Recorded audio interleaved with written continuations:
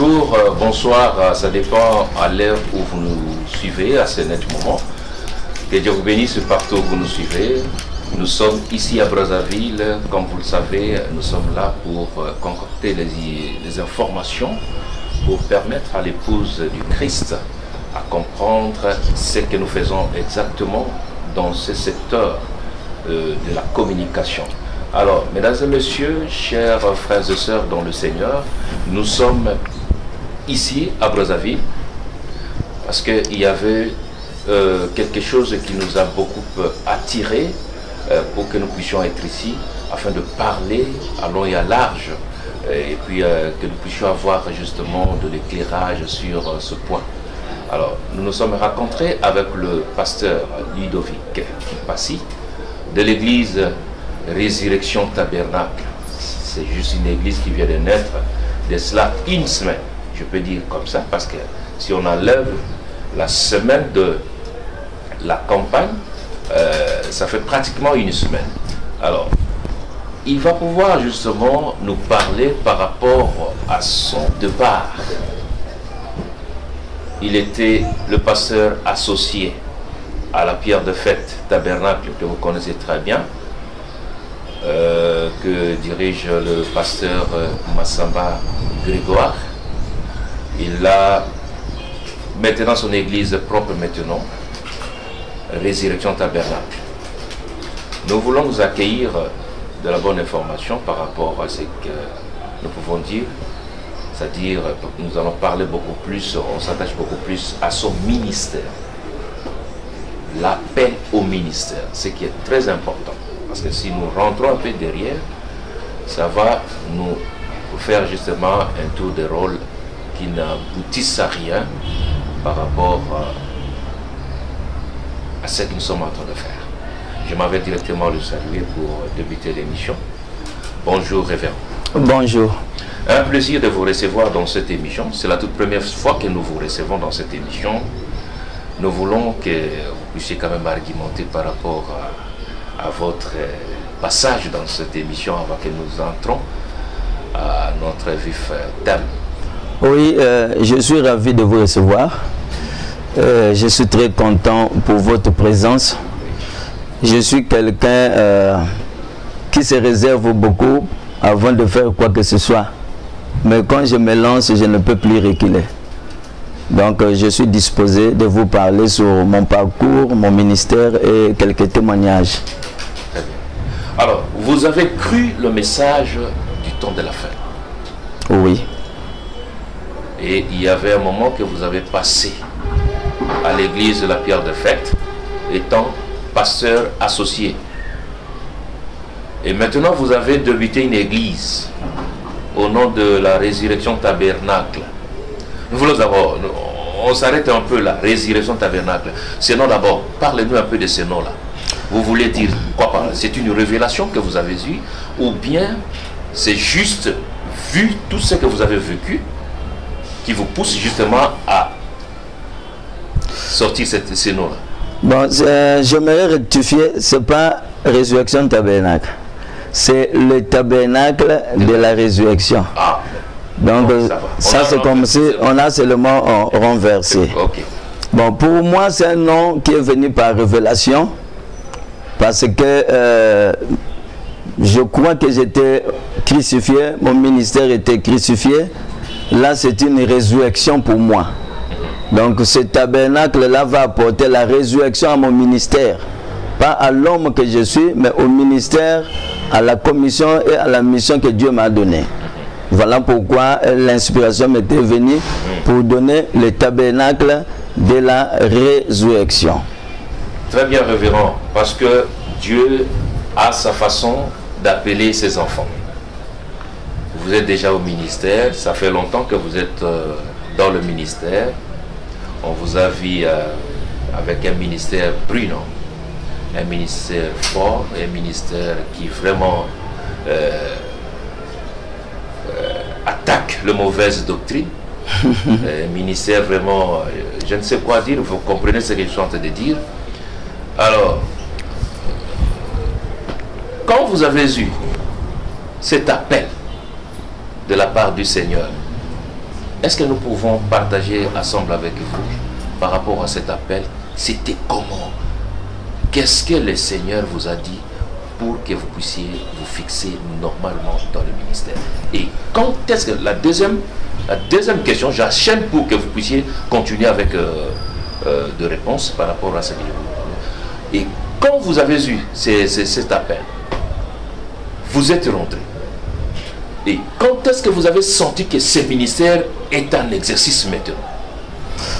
Bon, comme il s'agit de parler de mon parcours, de mon ministère, j'aimerais aussi prendre d'abord la Bible afin de pouvoir répondre à tes deux questions. Oui. J'aimerais prendre notre écriture de base, Ephésiens 4. Parce que tout ministère doit se retrouver dans Ephésiens 4.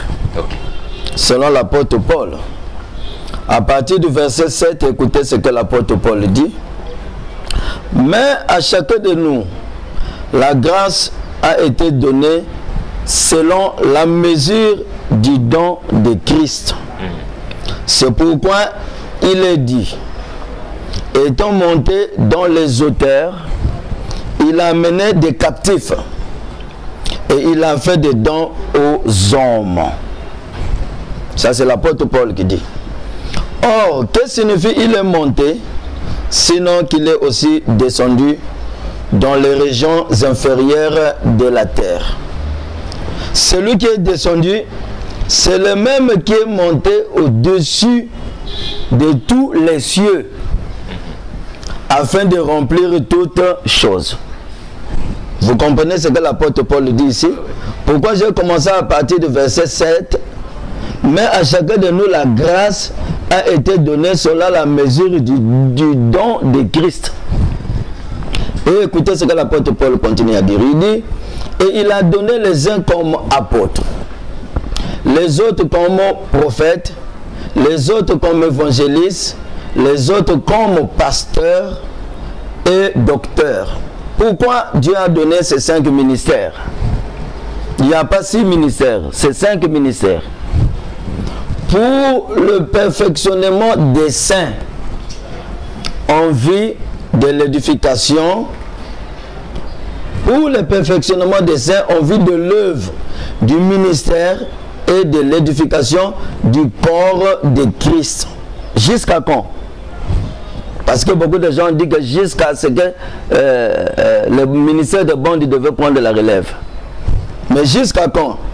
Jusqu'à ce que nous soyons tous parvenus à l'unité de la foi et de la connaissance du Fils de Dieu, à l'état d'homme fait, à la mesure de la stature parfaite de Christ. Vous comprenez? Très bien. Donc, ce ministère ne vont pas s'achever, ni ne vont pas s'arrêter. Et je veux compléter ceci pour introduire, pour parler réellement de mon appel au ministère et des événements qui se sont succédés, qui m'ont convaincu réellement que j'avais un appel de Dieu. Dans la prédication du prophète ici, dans original, il dit ceci, au paragraphe 109. Il y a 5 dons spirituels. 5 dons spirituels. 5 dons spirituels. Précisé avec la Bible à l'appui. Avec la Bible à l'appui et avec notre prophète. Okay. Que nous aimons tellement, la bouche autorisée. Très bien.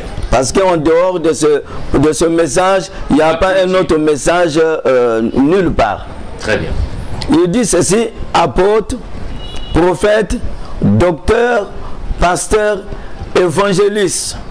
Et ils ont tous pour but d'édifier le corps de Christ.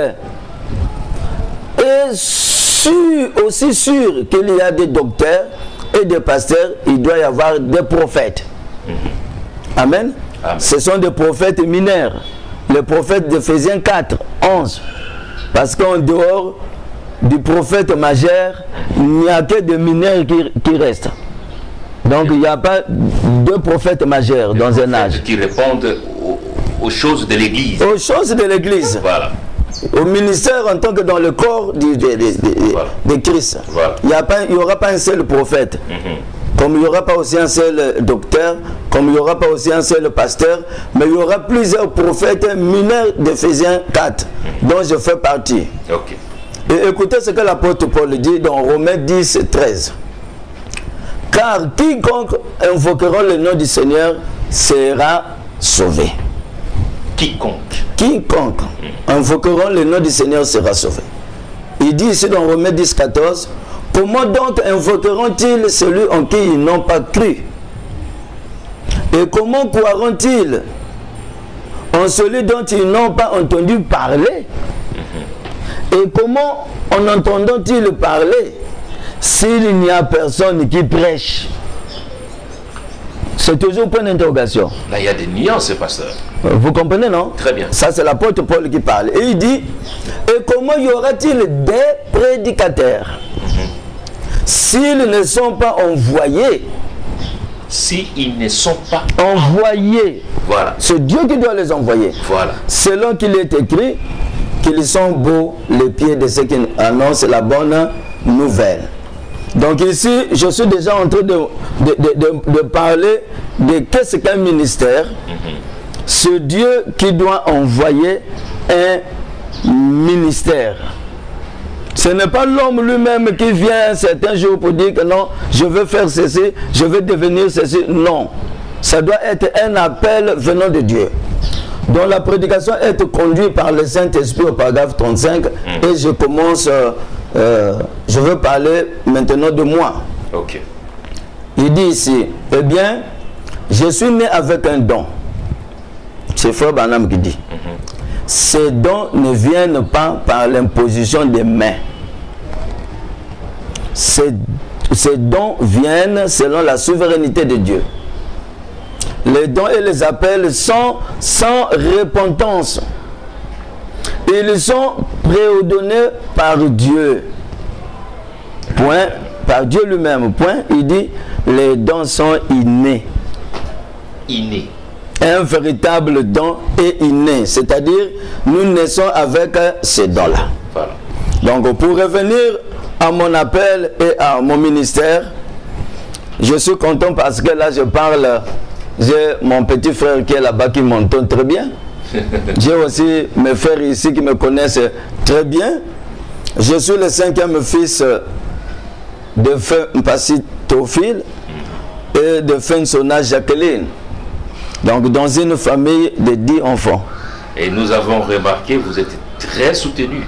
On ne comprend pas. Mais nous allons enchaîner avec nos questions. Donc vous comprenez, j'occupe déjà une position stratégique. Très importante. Hein? Très le 5e fils. Voilà. Donc 5, c'est la grâce. Et cet appel, je l'ai senti depuis que j'étais encore enfant à l'école primaire. Ok. Donc, vous voyez que lorsque nous étions à l'école primaire, nous on faisait ce qu'on appelait la rédaction à l'école primaire. Okay. Je ne sais pas si les gens continuent à le faire. Là où le maître de l'école nous demandait de dire ce que vous allez devenir quand vous serez grand. Voilà. Curieusement, moi je disais que quand je serai grand, je vais être un prêtre. Parce que on était de foi catholique. Okay. Vous comprenez? Et un jour, c'est maman qui était venue pour me dire que non, j'étais à un groupe de prière, on m'a parlé de toi. Comment? J'ai demandé à maman comment on a parlé de moi. Non, cet homme-là m'a dit que tu as dit enfant, mais le 5e c'est un serviteur de Dieu. Et c'est là que maman m'amène chez ce voyant-là, c'était un homme et il avait seulement prié pour moi, il avait posé la main. Mais ce qui était curieux, depuis que j'étais à l'école primaire, je faisais des songes. Là où je me voyais prêcher devant de grandes foules. Je me souviens même un songe que j'avais eu, je prêchais à Massamba Débat. C'est au grand stade de Massamba Débat là. Okay. Mais c'était rempli, il y avait aussi beaucoup de guérisons dans ce songe-là. Alors, chemin faisant comme on était de foi catholique, donc maman étant convaincue que je vais être un prêtre. Okay. Donc là, je suis encore où? À la maison, chez les parents, à l'école primaire. À l'école primaire. Voilà. Que qu'est-ce qui va se passer? Maman va m'amener chez l'abbé Badila. C'était encore son nom jusqu'au Si, c'était un prêtre qui était renommé. Ok. Alors, c'est là l'abbé Badila va dire à maman. C'est pour que maman puisse savoir comment je veux faire pour m'envoyer, comment elle va faire pour m'envoyer au séminaire. Voilà. C'est là maintenant l'abbé Badila avait dit, il y a deux possibilités pour lui de partir au séminaire. Avec le BMG pour aller au petit séminaire. Et avec le bac, il va aller directement au grand séminaire. Donc, pour moi, je devais m'attendre à ce que je puisse avoir mon BMG. Parce que pour aller au petit séminaire, il fallait avoir le BMG. Donc, c'est le cours qui sanctionne le collège. Voilà. Et quand je suis arrivé en troisième, j'ai fait mon BMG. Ce qui était curieux, c'est quoi quand je sortais avec le polycope. Parce que nous, on sortait avec des matières. Donc, quand je sortais avec des matières, je vérifiais dans le cahier et tout ce que je faisais, je me rendais compte que je n'avais pas bien travaillé. Ok. Vous voyez? Alors que le but, c'était quoi? Que je puisse m'admettre à cet examen pour que je puisse aller directement au petit séminaire. Voilà. Mais quand j'avais remarqué que je n'avais pas bien travaillé, donc l'unique consolation, c'était la prière, le groupe de prière. Voilà. Et c'est là qu'une petite fille de 8 ans à cette époque va parler en langue. Alors que je n'avais pas exprimé ce qui était dans mon cœur, va parler en langue et écoute l'interprétation. Ludovic, ne crains point. Tu auras ton examen, ton BMG, mais sache-le, après cela, je ferai de toi comme Paul. Tu voyageras dans beaucoup de pays pour prêcher ma parole. Mais comme Paul là, vous n'allez pas vous marier. C'est comme... Mais tu regardes, c'était ça ma conception. Voilà. Je serai comme Paul. Là, vous êtes directement... Mais qu'est-ce qui se passe? Vous comprenez? Je serai comme Paul. Alors que remarque, je suis né dans une famille si pauvre. Voilà. Bon. Parce que papa était devenu retraité. Maman aussi a quitté le foyer, on était encore à l'école primaire. Vraiment. Je comprends comment ça. Donc on s'est débrouillé, nous, on partait au marché avec mon cadet qui vient directement après moi qui est assis là-bas. Donc on a grandi comme ça, c'est nous qui préparaient pour papa. Papa, après sa retraite, ne faisait que fabriquer ses cantines. Donc ce n'était pas facile pour moi vraiment de croire que cette prophétie pouvait un jour s'accomplir. Voilà. Et quand on proclame aussi le BMG, je suis admis. Wow. Vous comprenez donc la première partie de la prophétie, c'était accompli en 1990. À ce temps-là, qu'est-ce que vous avez fait exactement? Vous voulez vous attacher au groupe de prière auquel la prophétie était sortie, ou bien vous voulez justement vous attacher par rapport à la vision que vous avez d'aller au petit séminaire? Non, mon problème était de partir au séminaire pour être prêtre. Voilà. Et le groupe de prière à ce temps-là, qu'est-ce que vous avez fait? Mais le groupe de prière, moi j'ai toujours servi dans le groupe de prière. Ah bon? Ok. On partait toujours dans le groupe de prière, le groupe de réveil. C'était à cette époque on appelait ça des mouvements de renouveau. Exactement. Hein? Qui produisait un peu de réveil protestant. Et c'était, je ne peux pas parler du réveil catholique, mais c'était souvent des réveils protestants. Voilà. Vous êtes admis? Je suis admis pour aller au petit séminaire, voilà. Mais quand je suis admis, moi-même je commence à voir que je vais aller au séminaire. Ou bien je commence. Vous comprenez? Voilà. Après j'ai dit non maman, je préfère maintenant prendre la deuxième option. Ok. La deuxième option, c'est-à-dire aller au grand séminaire après le bac. Wow. Donc je préfère rester encore dehors au lieu d'aller m'enfermer là-bas au séminaire. Parce que s'il fallait partir au petit séminaire, je devais beaucoup durer. Exactement. Voilà pourquoi j'avais dévié ça. J'ai dit non, je vais attendre que je puisse seulement avoir mon bac. Et une fois que j'ai mon bac, alors je vais aller au grand séminaire directement. Voilà. Et maman m'avait compris, mais curieusement en 91, bon, Dieu a jugé bon de la retirer. Voilà. Et dès que, oui, paix à son âme, j'aurais bien voulu qu'elle soit là pour voir les prophéties. Voilà. Et j'aimerais aussi souligner une chose ici, quand j'ai essayé un peu de lire, que ce soit le don, l'appel du prophète Branham, oui. Que ce soit l'appel de Samson, que ce soit l'appel encore de Kila. La plupart de ces gens, Dieu s'était révélé d'abord à leur maman. Okay. Je parle de Moïse aussi. Oui. Frère Branham dit que Dieu a parlé d'abord à la maman de Moïse. Et c'est la même chose aussi avec moi. Donc c'est maman qui avait vraiment la révélation de ce que moi je devais être. Donc après, chemin faisant, nous arrivons ici en 93, que je veux croire maintenant le message. Donc, quand maman meurt, je quitte l'église catholique, je pars chez les protestants. Qui vous a amené là-bas? Je voudrais d'abord avoir la manœuvre qui a été faite de quitter la vision des catholiques, de continuer avec ce que vous avez comme vision au départ, et revenir de l'autre côté. Alors, vous allez remarquer que à l'église catholique, j'étais yaya de catéchisme. Okay. C'est-à-dire, j'enseignais le catéchisme. Oui, oui. Vous savez, les catéchistes, on les appelle. J'étais aussi choriste dans la chorale centre. Vous avez la charge, pasteur, mais comment vous avez quitté là-bas? Oui, mais j'ai quitté. Ce qui m'avait déçu ce coin, c'est quand maman meurt. Ok. Parce que maman étant catholique, oui, oui. J'ai essayé de faire ce qu'il fallait faire, ce que je connaissais de l'église catholique. Oui. Mais malgré cela, la mort de maman, c'est ça qui m'avait convaincu que non, donc le Dieu de l'église catholique, là, n'est pas un Dieu vivant. Ah bon? J'ai quitté l'église catholique suite à la mort de ma mère. Très bien. Alors, vous avez pris un autre chemin? Bien, j'ai pris un autre chemin, je suis allé maintenant chez les protestants. Et là, comment vous avez trouvé là-bas? Arrivé chez les protestants, je suis allé adhérer directement dans la chorale centre. Parce que j'étais choriste à l'église catholique. Vraiment, dans ma vie, j'avais beaucoup aimé la chorale.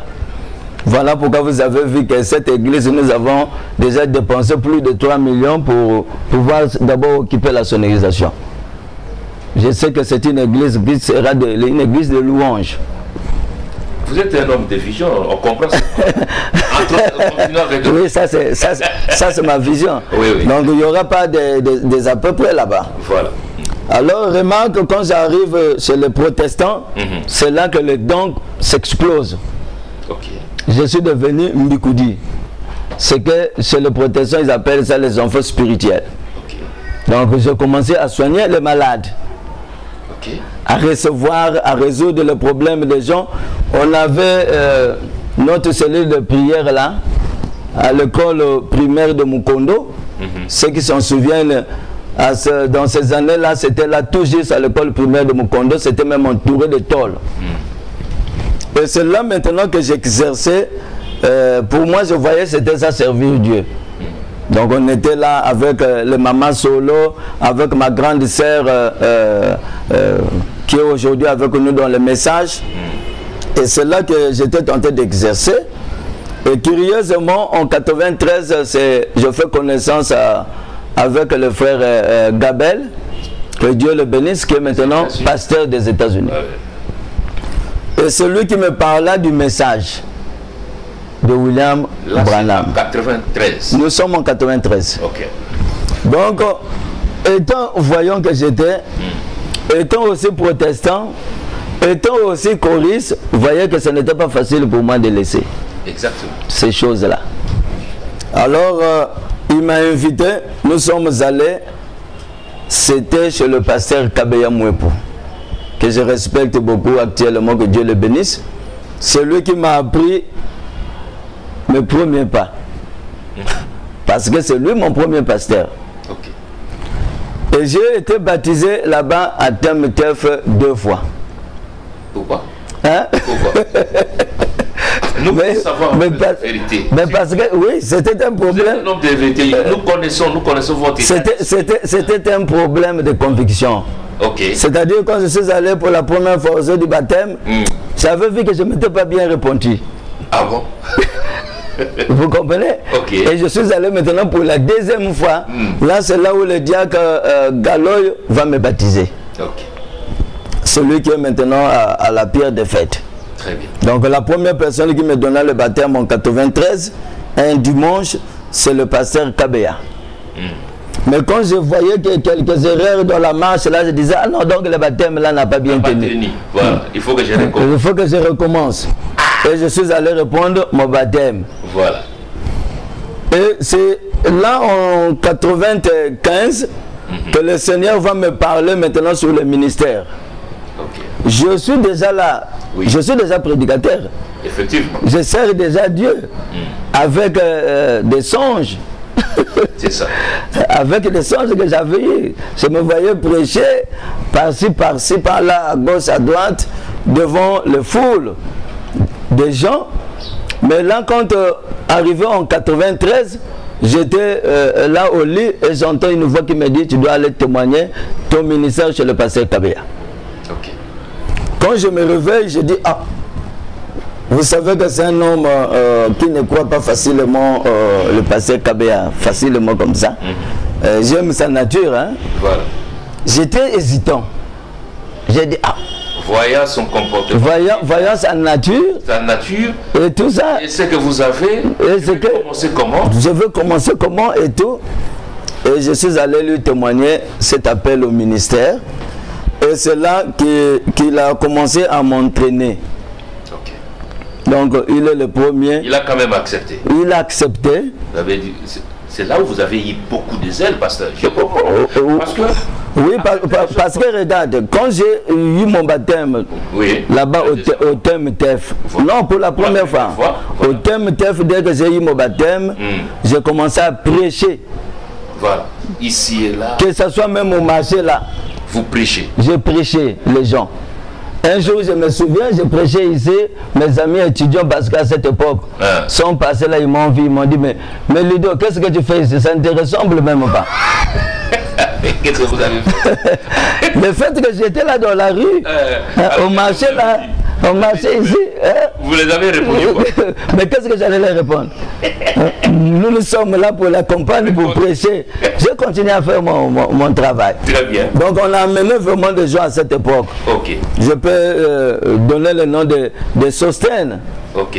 Je peux citer celui qui est devenu pasteur à Pointe-Noire, pasteur Armel, de la foi parfaite. Okay. Beaucoup de gens que nous avons amenés. Donc le pasteur Kabea n'avait pas vraiment résisté à ce que Dieu m'avait dit. Okay. Et ensuite il a commencé à nous entraîner. C'était moi, le pasteur, celui qui est aussi pasteur actuellement, le pasteur Marangambu. Okay. Et lui aussi, on a commencé ensemble le ministère en 95. Donc, parmi tous les gens qui avaient témoigné l'appel au ministère, j'ai été le premier que le pasteur Kabea va envoyer au nord du pays en 95 à Imvuba. Pour aller tester ce ministère-là. Okay. Donc, à la veille, quand je me préparais, puisque je devais effectuer le voyage, si je me trompe bien, ça pouvait être un mardi, parce que j'ai commencé à prêcher le même mercredi. Donc, dès que j'étais arrivé à Imvuba, et le mercredi, j'ai commencé à prêcher. Donc, le lundi, au moment que j'étais dans la maison, c'était 15 heures, je ne dormais pas. Vous voyez, c'est pour la première fois que je vais partir dans un champ missionnaire, donc j'étais quand même passionné. Comment ça sera, comment ça va se passer. Donc j'étais tenté de lire une brochure. Et du coup, vous savez, avant que je voie une vision, je vois comme si le corps se paralyse. C'est-à-dire comme si on vous a pris sous contrôle. Vous ne pouvez pas vous agiter. C'est comme une puissance qui vous prend sous contrôle. Contrôle. Hein? qui vous ramène. Donc j'ai senti, j'étais comme paralysé là où j'étais. Et j'entends une voix qui sort audiblement comme ça à travers le mur de la maison.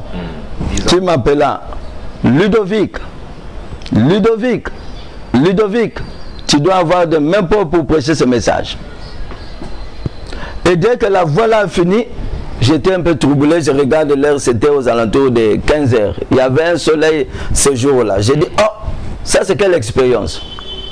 Je me suis mis à courir pour aller témoigner ça chez le pasteur Kabea. Voilà ce que Voilà ce que j'ai entendu. Et c'est le pasteur Kabea qui va m'expliquer ce que ça voulait dire. Il m'a d'abord posé une question sur quelque chose, mais qu'en est-il de telles choses qu'on avait parlé? Et ensuite, après, il va me dire, regarde, le mains propres signifie les œuvres. Voilà. Et c'est là maintenant qu'il m'avait exhorté et il a prié pour moi. Et je suis parti prêcher pendant un mois que j'avais fait à Mvuba là-bas. Et donc, comment ça s'est passé là-bas? En tout cas, c'était merveilleux. Puisque au moment que je suis, c'était ma première expérience. Voilà. Étant dans le message, bien sûr, puisque je vous ai dit que chez le protestant, on soignait déjà de malades. Voilà. On donnait des traitements, sauf que chez le protestant, on mélange. Oui, oui. Hein, on utilise les tisanes. Hein, dans ce domaine-là, en tout cas, je connaissais aussi beaucoup de plantes et tout ça. Mais dans le ministère en tant que tel, c'était à Mvuba. C'est là réellement que j'avais compris que c'était un ministère. Là, les sorciers ne t'ont pas accueilli. Hein? Bon, vous savez que le problème des sorciers, il s'agit de la foi.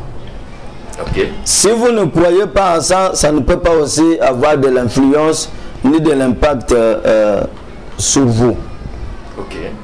Parce que je vous dis que j'étais à l'aise, tranquille. Mais qu'est-ce qui va se passer? Un certain matin, j'ai vu une maman qui était venue balayer la cour. Après ça va balayer, puisque j'étais là-bas, on m'appelait déjà pasteur. Vous savez, on m'a envoyé en mission là-bas, puisqu'il n'y avait pas un autre pasteur qui était là. C'était une église, je ne sais pas si c'était une église délaissée, puisqu'il n'y avait pas un pasteur qui était là-bas, c'est moi qui faisais tout. Donc le réveil, c'est vous qui avez amené ça? Non, je ne peux pas parler qu'il y a eu des réveils à l'époque. Mais normalement, si on voit les choses, c'est comme ça. Non, je dis ceci, je ne peux pas parler du réveil. Bon, je comprends. Du réveil, parce que le réveil, c'est une manifestation de Dieu en puissance. Je sais qu'il y a eu des témoignages, mais je ne peux pas parler dans le cadre réellement du réveil, puisque moi-même, je cherchais encore le réveil. Très bien passé, on a compris. J'étais prédicateur, oui, oui. Mais je ne pouvais pas réellement confirmer que j'avais réellement le réveil. Donc cette maman-là était tentée de balayer. Ensuite, va me dire, papa, toi quand tu dors dans cette maison ici, tu ne sens rien, tout ça. Mais il y a eu beaucoup de serviteurs de Dieu qui ont logé dans cette maison ici, ils ont eu de sérieux problèmes. Parce que la maison-là appartenait à un féticheur. Qui est même décédé dans cette maison-là. Voilà pourquoi on a loué ça pour mettre des hommes de Dieu. C'était une maison test. C'était une maison test.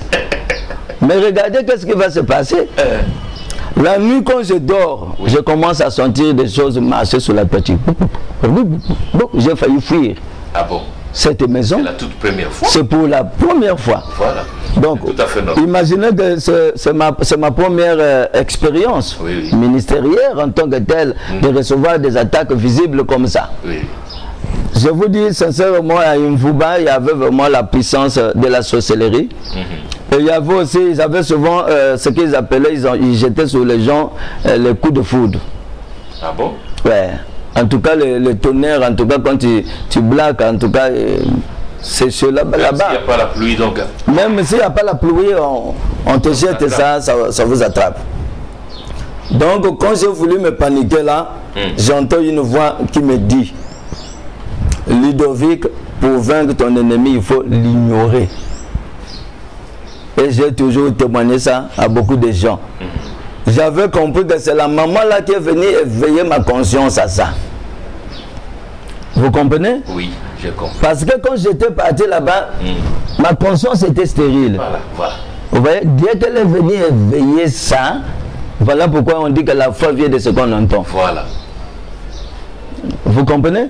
Mais quand cette voix-là m'a parlé, et du coup je m'étais maîtrisé et la peur m'a quitté. Okay. Et je n'ai plus senti ça jusqu'au moment où j'étais rentré de ce voyage missionnaire à Brazzaville. Alors, donc voilà mon petit parcours là-bas au TEMTEF. Voilà. Parce que j'ai eu une expérience en 1997, avant, 6 mois avant la guerre. Voilà. Ouais, c'est 6 mois avant la guerre que j'avais eu cette expérience-là où Dieu m'avait montré que je devais aller à la pierre de fête tabernacle. Okay. Donc c'était un combat dans ma vie. Il fallait quitter TEMTEF, venir à la pierre de fête tabernacle. Bien que je ne voulais pas réellement le faire. Mais qu'est-ce qui vous a attaché beaucoup plus à la pierre de fête? Bon, il n'y a rien, puisque la pierre de fête, non, il y a un moment donné, il s'est passé un peu beaucoup de choses, au point que le pasteur n'avait plus voulu continuer avec tous les ministres. Très bien. Moi, je ne peux pas le dire, puisque nous comprenons quand même certaines choses. Nous étions, par exemple, Emar a commencé là-bas. Oui. Moi, j'ai commencé là-bas. Okay. Mais nous tous, on était mis au rencard. Et la cause, c'est seulement vous qui connaissez. Bon, la cause, je ne sais pas ce que je peux dire actuellement aujourd'hui. Alors, les sentiments d'embrasser la pierre de fête est arrivé? Non, ce n'était pas le sentiment. Dans l'esprit? Dans l'esprit, oui, puisque remarquez que c'est un songe. Ça ne tient plus. Là-bas, ça ne tient pas. Donc, il faut... Et je vois un songe. Voilà. On me montre la pierre de fête et tabernacle. Et dans les songes. Dans les songes. Okay. J'avais vu les gens qui parlaient en langue, les gens qui prophétisaient, les gens qui roulaient. Imaginez que mon frère, je suis encore là-bas au TEMTEF, mais je suis venu donner ce témoignage ici en cachette. Un jour de la Pentecôte. Donc les corps étaient encore là-bas, oui. L'esprit était déjà là. Donc, quand la guerre éclate, à la fin, au retour de la guerre, c'est là où j'avais dit non, je ne peux plus retourner au TEMTEF. Ok, je reste à moi. Je reste pour moi ici chez le pasteur Massamba. Voilà.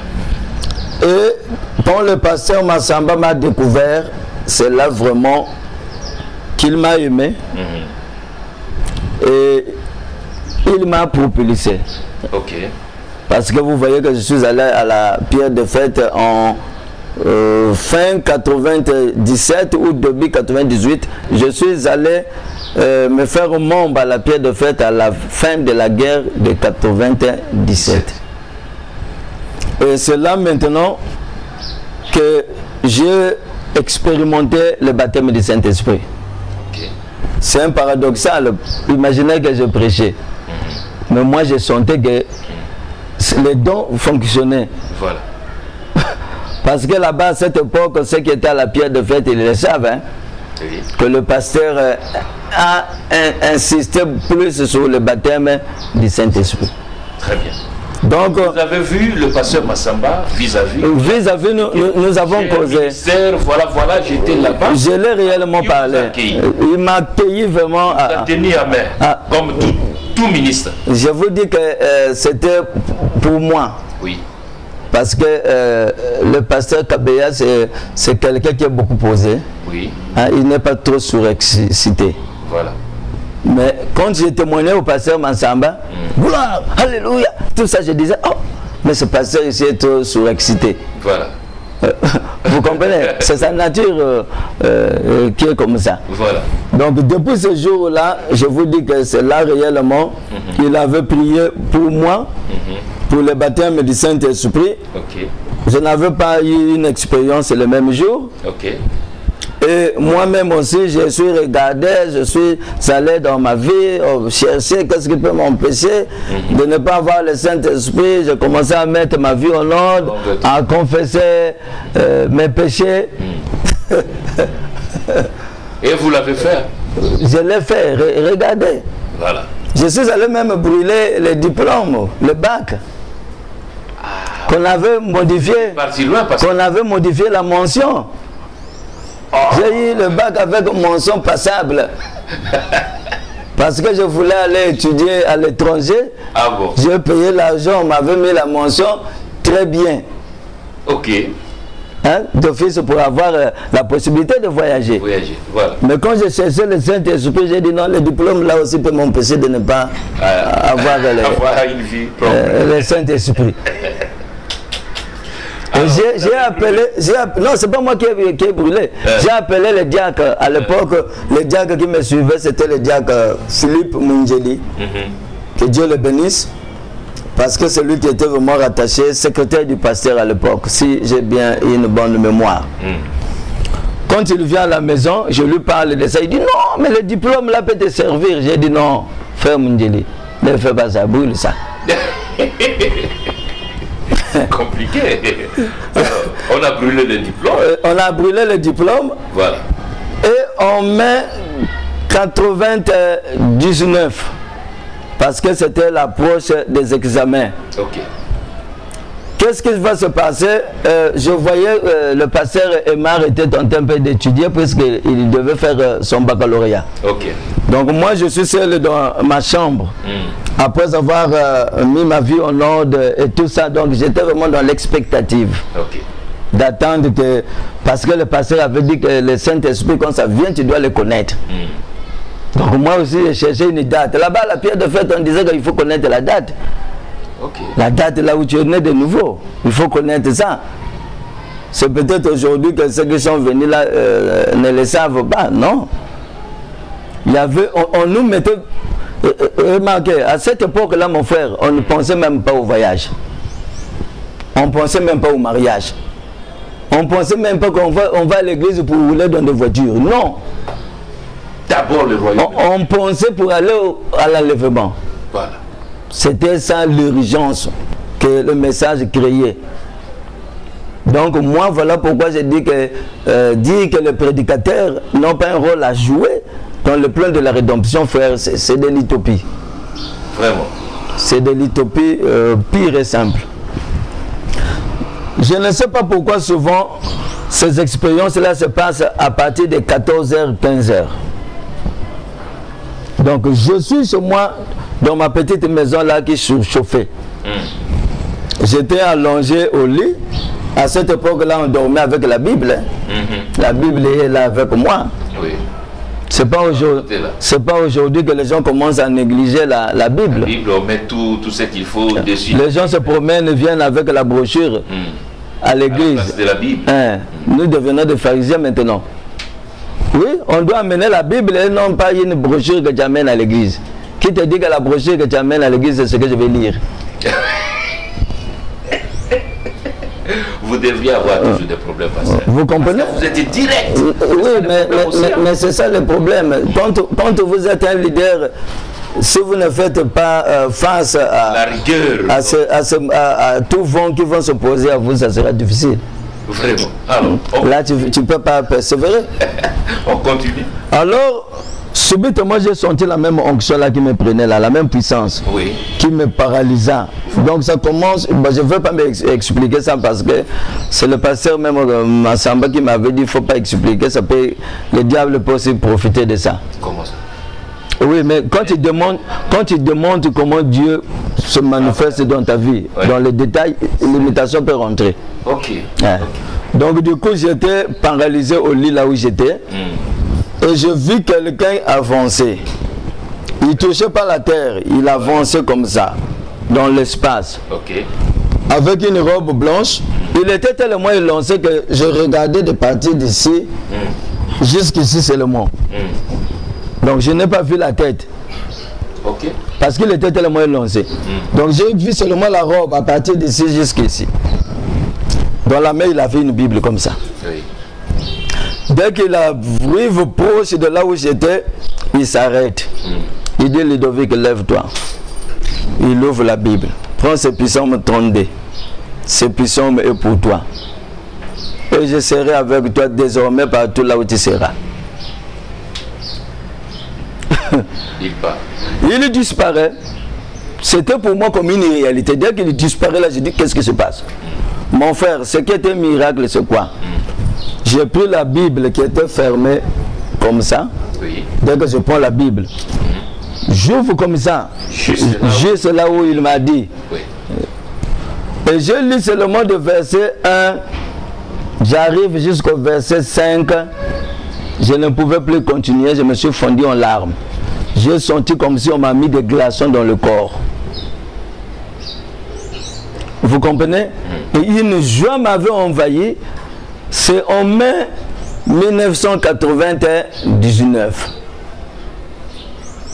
Et c'est depuis là que moi j'avais compris que c'était ça l'expérience du baptême du Saint-Esprit. Parce que le pasteur Massamba voulait que je prêche, mais j'ai refusé ça de prêcher. Ok. Moi je voulais réellement avoir l'expérience du Saint-Esprit pour que je puisse commencer le ministère là-bas à la pierre de fête. Parce que ce qui s'était passé là-bas au TMTF, j'avais juré ne plus partir, ne plus prêcher. Voilà. Puisqu'à l'époque, nous on faisait nos prédications avec les cahiers, hein. Il n'y avait pas des ordinateurs. C'est aujourd'hui, prêcher devient facile. Hein. Très facile. Hein? Vous tapez comme vous ça. Tapez seulement, tout le monde sort. Voilà pourquoi on a beaucoup de prédicateurs. Mais nous, quand on prêchait, il n'y avait pas des ordinateurs. Ça pose déjà aussi des problèmes, hein, parce qu'il y a des naissances maintenant dans l'évangélisation. Alors, nous allons entamer aussi ça. Parce que apparemment, vous attendez de parler. Oui. Chaque étape, il y a une expérience que vous entamez. Que Dieu nous compris. Par la grâce de Dieu. Donc, depuis catholique, protestant, vous êtes entré dans le message du temps de la fête. Toujours, il y a une expérience que vous expérimentez. D'accord. On a compris ça. C'est par la grâce de Dieu. Vous êtes arrivé à la pierre de fête. Oui. Vous attendiez justement que passer à une expérience. L'expérience du baptême du Saint-Esprit. Un service. Oui. Vous l'avez eu. Pour retourner dans le ministère. Alors, quand vous l'avez eu, vous avez dit au pasteur Massamba? Non. Quand j'ai expérimenté cela, oui. Je n'avais pas eu un contact avec le pasteur pour les témoigner. Alors, parce qu'il y a eu d'autres troubles de 99 ou 18. Si je ne me trompe pas, que le pasteur s'était retrouvé de l'autre côté de l'Ouosi. Okay. Donc l'église est restée entre les mains de Jacques Mundjeli Philippe, Mpakala, et celui qui prêchait c'était Mundjeli Philippe, Nicolas, et c'est Mpakala qui avait la conduite de cette église-là. Très bien, vous avez attendu le pasteur revenir. Regarde, le pasteur ne viendra pas, mon frère. Ah bon? Alors c'était comment? Mais qu'est-ce qui va se passer? Mundjeli Philippe qui prêchait avec Nicolas, je ne veux pas rentrer dans les détails. Oui. Il s'est passé quelque chose. Parlez-nous de vous. Oui, je parle de moi. Il s'est passé quelque chose au point qu'on avait fait venir le pasteur Mpanzu. Oui. De Kinshasa. Oui, de Cape Town maintenant. De Cape Town maintenant. Voilà. Et c'est le pasteur Mpanzu qui va traverser. Oui. Après avoir consacré le mariage, je me souviens de Gabel. Ok. Il consacre aussi le mariage de mon courrier Timothée. Et ensuite, il va organiser une réunion des ministres, des jeunes ministres du pasteur Massamba. Non, lui, il avait dit les gens qui prêchent là-bas, les gens qui avaient déjà prêché là-bas et tout ça à la pierre de fête. Et ceux qui ont l'appel, qui ont déjà causé avec le pasteur et tout ça. Ce qui était paradoxal, c'est quoi? Quand le pasteur Mpanzu a donné cet appel, je ne m'étais pas senti concerné. Parce que votre état d'esprit était voir le pasteur lui-même. Bon, je ne sais pas pour quelle raison j'avais pris cette décision de ne pas aller à cette réunion-là que le pasteur Mpanzu avait organisé. Alors, qu'est-ce qui s'est passé alors? Je suis parti pour moi à la maison. Alors, au moment que le pasteur Mpanzu va entretenir ces jeunes-là, avant de commencer, il demande à Mpakala, c'est tout ce qu'il y a comme ministre ici. Puisque moi, j'avais refusé de prêcher à l'époque parce que je n'avais pas encore le baptême du Saint-Esprit. Okay. Donc, je ne me comptais pas parmi les ministres de la pierre de fête. C'était ça mon problème. Okay. Vous comprenez? Je n'avais pas encore prêché à la pierre de fête. Okay. Le pasteur, bien qu'il m'avait proposé de prêcher, mais moi, je voulais d'abord l'expérience du Saint-Esprit. Okay. Voilà pourquoi quand il a dit non, le ministre de la pierre de fête, moi, je n'ai pas voulu aller me présenter à ça. Okay. Donc, ça devait être comme une fraude. Exactement. Voilà pourquoi j'étais pour moi rentrer chez moi. Et le pasteur Mpanzu, celui qui va maintenant demander, c'est tout ce qu'il y a comme ministre. À l'époque, le pasteur, celui qui est maintenant pasteur Mafouta était aussi à cette réunion. Alors moi j'ai quitté, c'était un jour de dimanche. Je suis venu pour moi à la maison. Qu'est-ce qui va se passer? Mpakala me connaissait. Oui. Il savait que moi j'ai commencé le ministère chez le pasteur Kabeya. Oui. Maintenant c'est le Mpakala qui va dire, oh, non, il y a toujours un qui manque ici. Bon, lui il ne veut plus prêcher. Il avait commencé le ministère chez le pasteur Kabeya. Il avait parlé déjà aussi avec le pasteur Massamba, mais il ne veut plus prêcher. Je ne sais pas si c'est ça qui avait tiqué le pasteur Mpanzo. Okay. Il va dire, généralement, quelqu'un qui en appelle le Dieu, il le fuit. Et il dit à Mpakala, à Diago Mpakala, comme moi je veux voyager. Voilà. Alors, toi, l'autre à l'époque, il était administrateur Mafouta Jean. Il va prêcher. Et tu connais là où ce jeune-là vit, oh oui. Tu passes là-bas, tu lui dis de se préparer, c'est lui qui va prêcher la première semaine. C'était comme du tonnerre. Alors, quel était vos... Regarde, mais je suis pour moi à la maison, non? Voilà. Je fuis la réunion. Voilà. Et c'est le frère Mpakala qui vit avec son gros sac à l'époque. Voilà. Il dit à... Il dit à Ludovic, tu as vu, on t'a eu, hein? Toi, tu as fui, tu aimes fuir Dieu. Voilà. C'est toi qui vas prêcher cette semaine. J'ai dit, qu'est-ce que tu racontes là?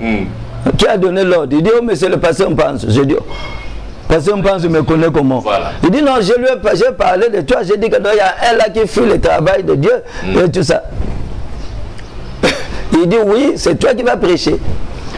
Donc, prépare-toi, c'est toi qui vas prêcher cette semaine. Je me souviens, à l'époque, voilà. Lui, il est là, mon secrétaire qui est tenté de rire. Ceux qui m'ont fait la première prédication, parce que vous savez, je veux prêcher, je n'ai pas des habits. Et je vois comment ça fait. Je n'avais même pas une chaussure pour porter. Vraiment. Donc tous les habits que j'avais portés ce jour-là, c'était les habits du pasteur Gabel. Vraiment. Comme lui, il était plus gros que moi, il fallait voir comment je m'étais nagé dans ces habits-là.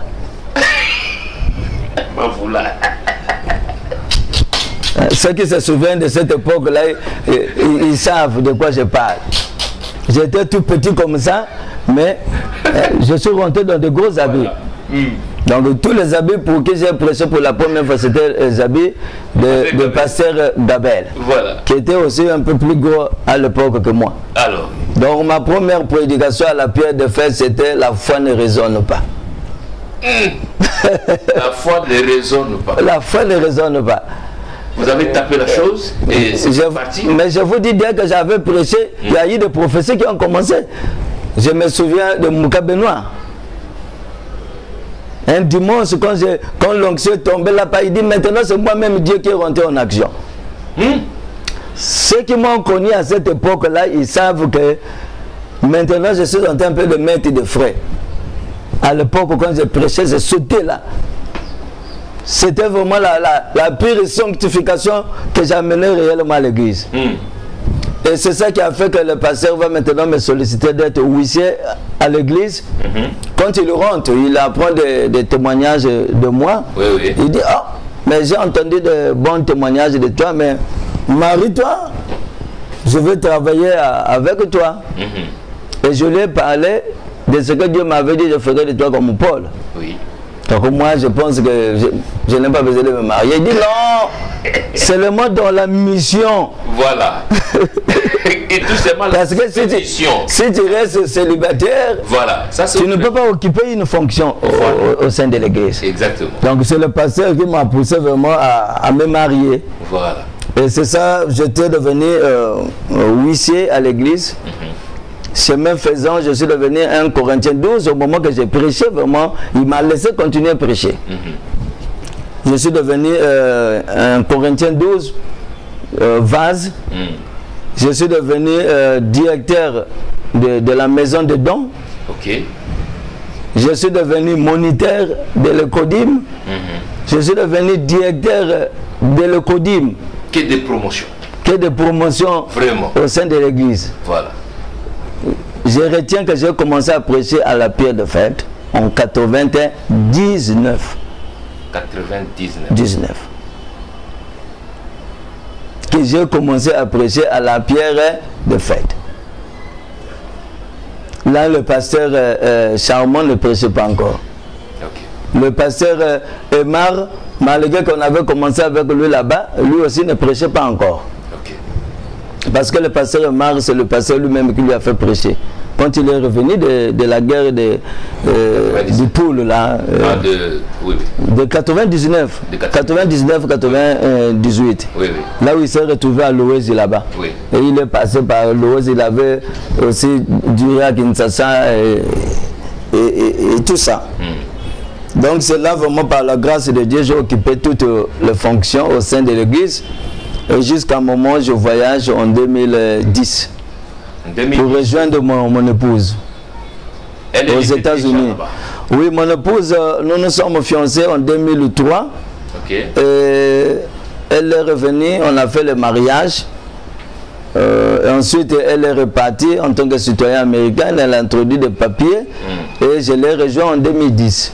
2010. Vous êtes parti aux États-Unis. Alors, l'histoire avec la pierre de fête s'arrête? S'arrête, oui. Vous êtes resté à vous aux États-Unis? Je suis aux États-Unis maintenant, j'ai changé de chapitre.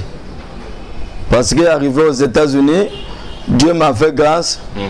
J'ai été, le pasteur Caps m'avait aimé. Parce qu'il est le premier pasteur blanc aux États-Unis à me donner la chair. Oui. Bien que je ne parlais pas l'anglais. Et vous avez prêché là-bas? Je prêchais avec un interprète camerounais. Qui n'était pas réellement aussi du message. Okay. Comme il connaissait l'anglais, puisque c'est pas moi qui avais demandé la chair au pasteur Caps. Nous sommes allés parce que là où je priais chez le pasteur John, parce que nous avons une église à 15 minutes de là où mon épouse vivait. Okay. Puisque mon épouse était membre de cette église-là. Okay. Et elle est toujours membre là-bas. Parce que quand je suis là-bas, c'est dans cette église actuellement que je prêche. Okay. Lui n'avait pas le système d'interprète. Mais les jours-là, on non, non, c'est pas comme ça. Quand je suis arrivé, oui. Mon épouse m'a présenté à son pasteur qui était le pasteur John. Oui. À cette époque, le pasteur John a dit que c'est pas un problème. Il peut que prêcher s'il va prêcher en anglais. Okay. Donc il doit apprendre l'anglais. Parce qu'il n'y avait pas un système d'interprète au sein de l'église. Oui. Je fais 1 mois, 2 mois, 3 mois. Bah, le ministère, c'est le travail que j'ai fait toute ma vie presque. Donc j'ai commencé à me sentir étouffé. C'est là où je vais demander à mon épouse, est-ce qu'il n'y a pas une autre église ici du message? Imaginez que l'entour Indianapolis, c'est comme au Brazzaville. La seule église que je connais jusqu'à ce jour, c'est l'église là où nous sommes chez le pasteur John. Jeffersonville, c'est à 1h30, 2h de chez moi. Donc c'est comme si tu partais à Oyo, ou c'est loin, puisque c'est la dernière ville en allant vers le sud. Oui. Qui fait face à Kentucky. Ce que vous appelez ici Kentucky. Là-bas que nous appelons voilà. Kentucky. Voilà. Donc, déjà lui, il a dit que je ne peux pas prêcher parce que je ne parle pas l'anglais. Et c'est là que je veux dire à mon épouse, bon, il n'y a pas une autre église. Il me dit, ah bon, on était déjà parti prier entre 2 ou 3 fois chez le pasteur Caps. Ceux qui connaissent Caps, ils savent que c'était l'un des associés du pasteur Neville. C'est ça dans l'ordre de Branham Tabernacle. Il y avait un seul associé, mais il y avait aussi Caps qui était l'un des associés de Neville. Donc, regardez, on arrive. Là-bas, c'est à Kokomo. Son église, c'est à Kokomo, donc à 1h45 de chez moi. Okay. Dès qu'on arrive, nous sommes en retard, puisque mon épouse était partie là-bas il y a longtemps. Le temps de chercher l'endroit et tout ça. Nous arrivons, le pasteur Caps est déjà en chair. Je suis allé le trouver, il était encore fort. C'est un papa vraiment, quand cette église-là louée, il dame le pied comme ça, tu entends depuis là-bas. Voilà. Comment il est en train de damer le pied. Alors que c'est une église là où il y a des drums, là où il y a des guitares. tout il y avait sur la musique. Il y en a tout là-bas. Je vais fouiller, je ne sais pas si j'ai ces CD-là ici, où je les ai laissés vraiment aux États-Unis, et je mettais ça en ligne. J'arrive à l'église, il est déjà à la chaire parce que bientôt il va lire la parole. Pour commencer sa prédication. Okay. Je rentre avec mon épouse, vous savez, nous les Africains, on aime impressionner, non? Dès qu'on arrive dans une église, on fait semblant parfois de prier. Parfois tu ne pries pas. On regarde d'abord l'observation. Non, tu fermes d'abord les yeux. Voilà. Hein? Il faut accomplir l'acte religieux. Donc au moment que j'avais la tête inclinée, voilà. Dès que j'ai fini, il avait quitté la chaise, je ne savais pas. Okay. Il est venu se mettre entre moi et ma femme. Okay. Il parle en anglais. Il demande à ma femme. Dès qu'il est rentré là, la voix m'a dit qu'il va prêcher. Okay. Il est ministre. Et madame dit... Madame dit, écoute ce qu'il est en train de dire. Moi j'ai dit, mais explique-lui. Oui. Tu vois, il dit oui, il va prêcher. Ma femme me dit, ah, mais lui ne parle pas l'anglais. Il dit, mais tu peux l'interpréter. C'est là où moi j'ai dit non, en tout cas je ne m'étais pas préparé pour ça. On prend un autre jour. Voilà. Il dit, ok, donc le dimanche prochain, c'est toi qui viendras prêcher. Voilà. Et c'est là maintenant, à la fin du culte, j'avais cherché, c'était un Camerounais qui parlait bien l'anglais, voilà. Mais il n'était pas du message. Okay. Donc, quand j'ai commencé à prêcher là-bas, c'était lui qui venait, il m'interprétait. Et Dieu nous a vraiment beaucoup visité, jusqu'à ce qu'il y ait eu un frère que je respecte beaucoup, Honoré, voilà. Qui venait d'une autre ville, à Fort Way. Fort Way, à peu près 2 heures de route de chez moi. C'était un frère du message. Quand il avait entendu le témoignage, qui va lui témoigner ça, je pense que c'était entre Job qui lui avait parlé de ça. Mais nous avons l'homme de Dieu que Dieu utilise ici, mais il n'a pas d'interprète. Il le conduisait loin là-bas pour venir m'interpréter. Donc vraiment, Dieu avait utilisé les gens et jusqu'au moment où Dieu va ressusciter Neville. Neville Tunga. Je sais qu'il va m'écouter. Que Dieu le bénisse. C'est vraiment lui qui a propulsé mon ministère. À partir de là. Parce que lui, qu'est-ce qu'il faisait?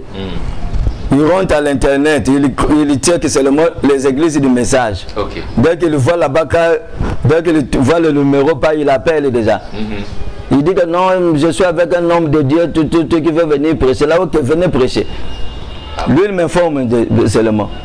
Donc c'est comme ça que vraiment on a beaucoup prêché là-bas et le pasteur John qui va maintenant accepter que je commence maintenant à prêcher aussi là-bas à l'église. Okay. Donc vous voyez que du point de vue ministériel, je n'avais plus de soucis. Donc pour moi l'Afrique était une page tournée. Hein. Alors, vous avez pris du temps. Oui. Vous avez commencé à prêcher là-bas. Oui. Et vous pensez aussi à autre chose. L'Afrique, non. L'Afrique est tournée. On vous retrouve en Afrique. Non, mais imagine, toi, mon frère, j'étais étudiant.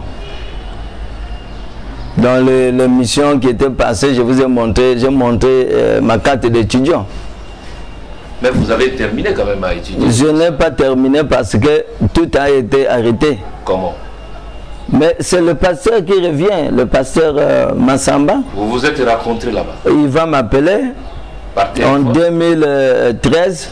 Okay. Il m'avait d'abord parlé au téléphone pour me dire qu'il avait besoin que je sois un deuxième pasteur associé. Mais il m'avait dit à la pierre de fête en Afrique. Oui. Ensuite, il va m'appeler, moi et mon épouse. Je m'en souviens aussi, si j'ai bonne mémoire, c'est lui aussi qui avait envoyé les billets. Parce que pour que je quitte Indianapolis, l'État d'Indiana allait jusqu'à Denver. L'église du pasteur Massamba, là où il a fondé, se trouve à Denver. Oui. Denver, c'est 3 heures de vol de chez moi. 3 heures de vol Donc c'est comme si tu partais au Bénin. Bénin c'est 2 heures de vol, c'est même peu. Non, Côte d'Ivoire c'est 6 heures. Côte d'Ivoire c'est 6 heures, 5 heures, si j'ai bonne mémoire. Donc vous pouvez faire 6 fois Pointe-Noire. 6 fois Pointe-Noire, oui. Oui, on a déjà essayé de parcourir cette distance en voiture. Ça nous a pris proche de 20 heures. Ça, c'est dans nos routes là-bas. Là où quand tu rentres dans les autoroutes, tu ne fais que filer. Voilà. Il n'y a pas, oh non, tu vas t'arrêter. Vous gardez même votre vitesse, surtout avec des voitures actuellement de programmation de vitesse. Voilà. Vous programmez seulement la vitesse et vous êtes tenté de partir. Alors, vous vous êtes vu? Donc, c'est là que le pasteur va maintenant me parler, que Dieu lui avait parlé me concernant, que c'est moi qui devais être le second pasteur associé. Dieu lui avait parlé de moi. C'est bien vous. C'est moi qui serai le second pasteur associé. Très bien. Alors, vous et madame, qu'est-ce qui s'est passé? Bon, quand il me dit ça, il m'a dit que ce n'était pas une décision facile pour moi. Que j'aille piller. Que Dieu me parle aussi. Voilà. Dans un premier temps, mon épouse n'était pas d'accord. Oui. Parce que là, je suis étudiant. C'est tout à fait normal. Hein? Je suis étudiant, s'il vous plaît. Je travaille. Je venais de trouver un autre travail. Voilà. À Amazon. Et chez nous, à l'époque, quand tu travailles à Amazon, tu es fiéré. Très bien. Parce qu'Amazon paye bien les travailleurs. Oui. Donc, je ne voyais pas vraiment la raison pour laquelle je devais abandonner tout ça, venir encore en Afrique. Pour trimer, pour sa nourriture. C'était pas pour moi facile, chose facile. Comme preuve, je suis allé me consulter le pasteur Barouti à Dallas. Ok. Ça, c'est, nous sommes au mariage de Brocalo. Ok. Alors, vous êtes à... Et c'est là maintenant le pasteur Barouti m'avait donné quelques conseils. Et bon, il m'avait vraiment demandé si ce n'était pas possible pour moi de commencer une église aux États-Unis, oui, au lieu de venir en Afrique. Alors vous avez pris la... Ça, il me dit ça en présence de mon épouse. Oui, vous avez pris cette demande et vous avez pris l'autre demande. Oui. Vous avez balancé. Alors, comment... Non, je n'ai pas balancé. La demande du pasteur a plus pesé. Pourquoi? Parce que... Pasteur Massamba? Du pasteur Massamba, parce que je suis resté sous son ministère de 99 de 98 à la sortie de la guerre, oui, jusqu'en 2010 que je voyage. Ok, alors? Vous voyez, même quand je voyage, c'est lui qui avait payé le billet, c'est l'église. Alors, quand le pasteur Barouti vous dit que non, est-ce qu'il n'y a pas moyen que vous... De commencer l'église ici. Commencer justement une église ici. Pourquoi partir en Afrique? Quelle était votre réponse? Bon, j'avais trouvé ça, c'était seulement un conseil.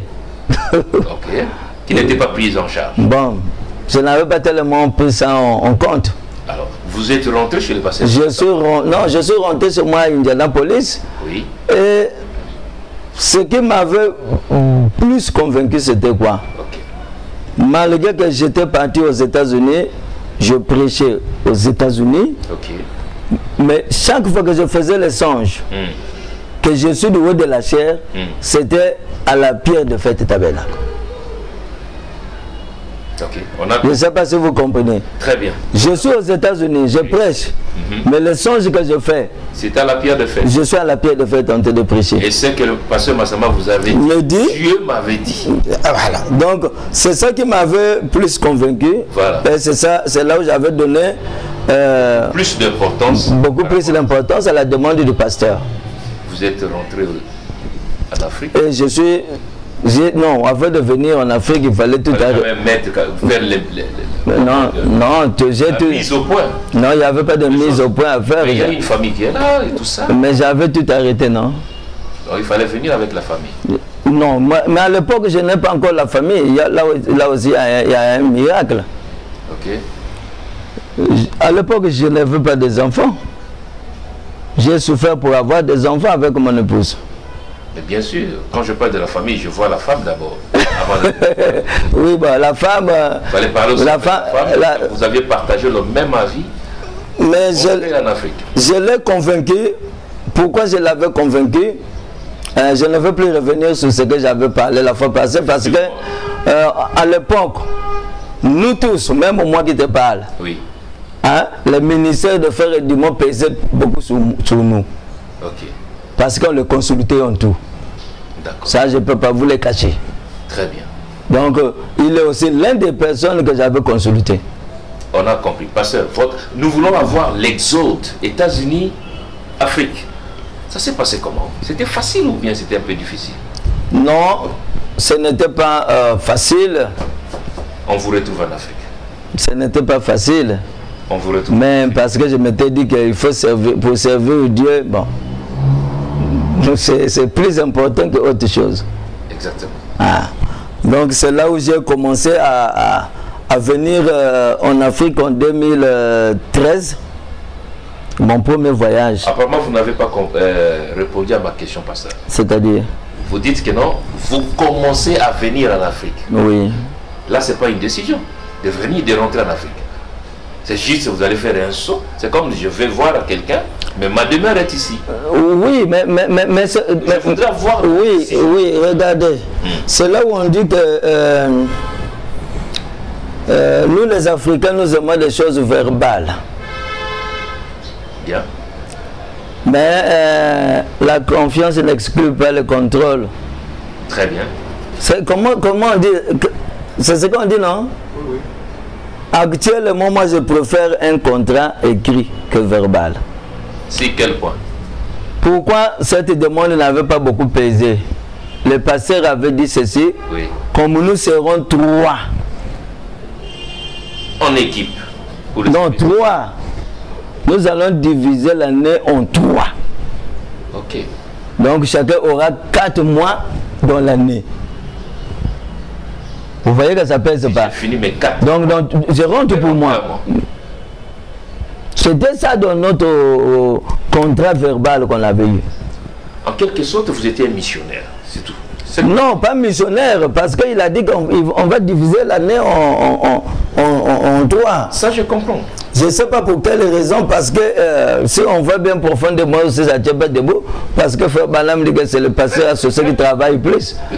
C'est le pasteur associé qui reste avec l'église. Pourquoi ça m'étonne de vous voir finir 4 mois et puis vous rentrer par rapport à vos calculs comme vous le faisiez? Mais ce n'était pas respecté. Non, c'était en service des missionnaires. Oui, c'était en quelque sorte. Voilà, et puis vous avez accepté quand vous êtes... Oui, je suis venu en 2013. Entre-temps, madame est restée là-bas. Mon épouse est restée là-bas. Vous avez commencé à travailler. Et regarde, en 2013, quand j'arrive, les bandes sont là. La première prédication que j'ai prêchée à la pierre de feu, c'était la foi de l'enlèvement. Ok. Deuxième prédication, c'était le retour et le jubilé. C'était fort. Non, tu ne sais pas pourquoi je suis en train de donner ce témoignage. C'est pourquoi j'ai dit c'était fort.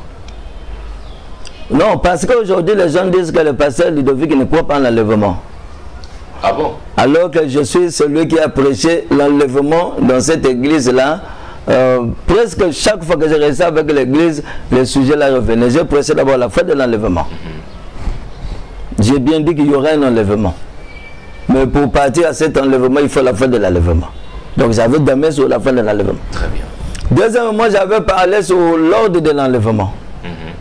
Les cris, la voix d'archange, le son de la trompette. Et troisièmement, j'avais prêché sur l'enlèvement en général. Là où j'avais pris vraiment beaucoup de temps. Tout ça on comprend, même le prophète Branham, chez lui. Donc vous comprenez que c'était... Si je mentionne ça, c'est parce que oui, c'était un élément important. Pour moi, c'était un thème central. Voilà.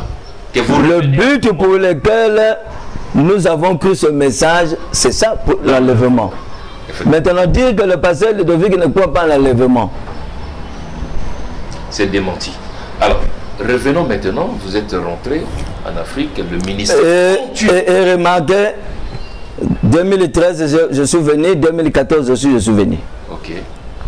Je rentre, maintenant le pasteur, dans son programme, il voulait maintenant me faire voter pasteur en 2015, donc dans l'ordre de 2015. Oui. De janvier là. Ok. Étant pasteur associé. Étant pasteur associé. Officiellement. La chose ici, mon frère, qui est terrible. C'est quoi? Ce que les gens disent, j'ai suivi ça quelque part, que Frère Edmond n'existe pas. Ce n'est qu'un montage de moi, Ludovic, avec le frère Moïse qui est à Paris, qui appelait les gens. Moi, je ne voulais pas qu'on puisse rentrer à ces choses. Non, non, non, je suis en train seulement de te montrer quelque chose que ce frère Edmond m'avait dit. Okay. Lorsqu'il m'a confirmé que c'était la volonté de Dieu, il m'a donné un signe. Pour? Quand tu accepteras d'être pasteur associé, le problème aussi comment on appelle ça, de ta fécondité sera résolu. Quand tu accepteras, oui, d'être pasteur associé. D'être pasteur associé, oui. Ton problème de fécondité sera résolu. Et alors, tout ce temps que vous faisiez là au ministère... Regardez pourquoi je suis reparti là.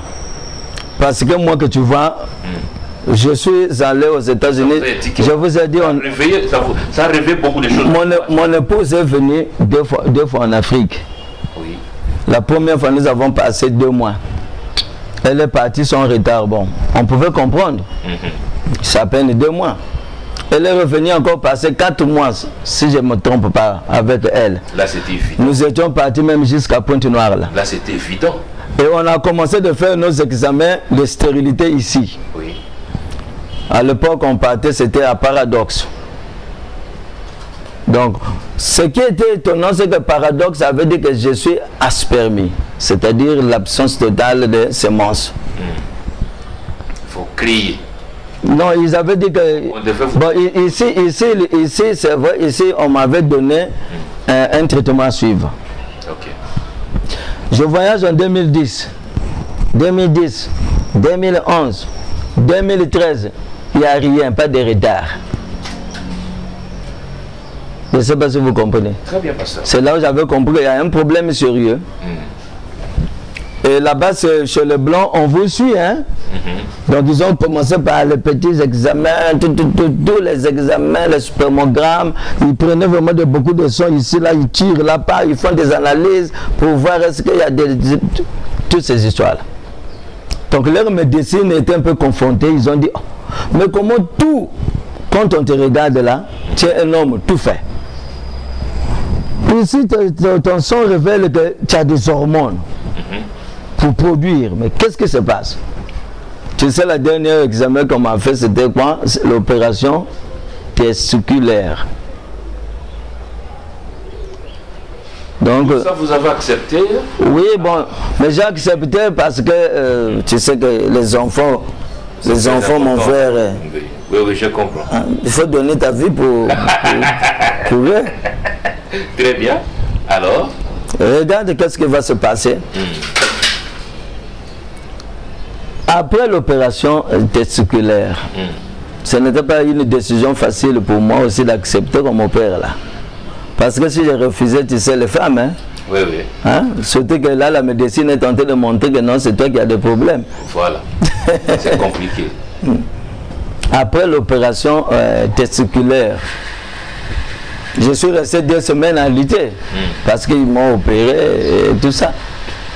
Après, 2e semaine, nous devions maintenant nous rendre chez le médecin là qui m'avait opéré pour avoir la conclusion. Voilà. Nous arrivons chez lui. Tu sais la conclusion qu'il va me donner devant ma femme. Okay. Il dit, madame, ne t'attends pas à avoir des enfants avec ce monsieur. Oh.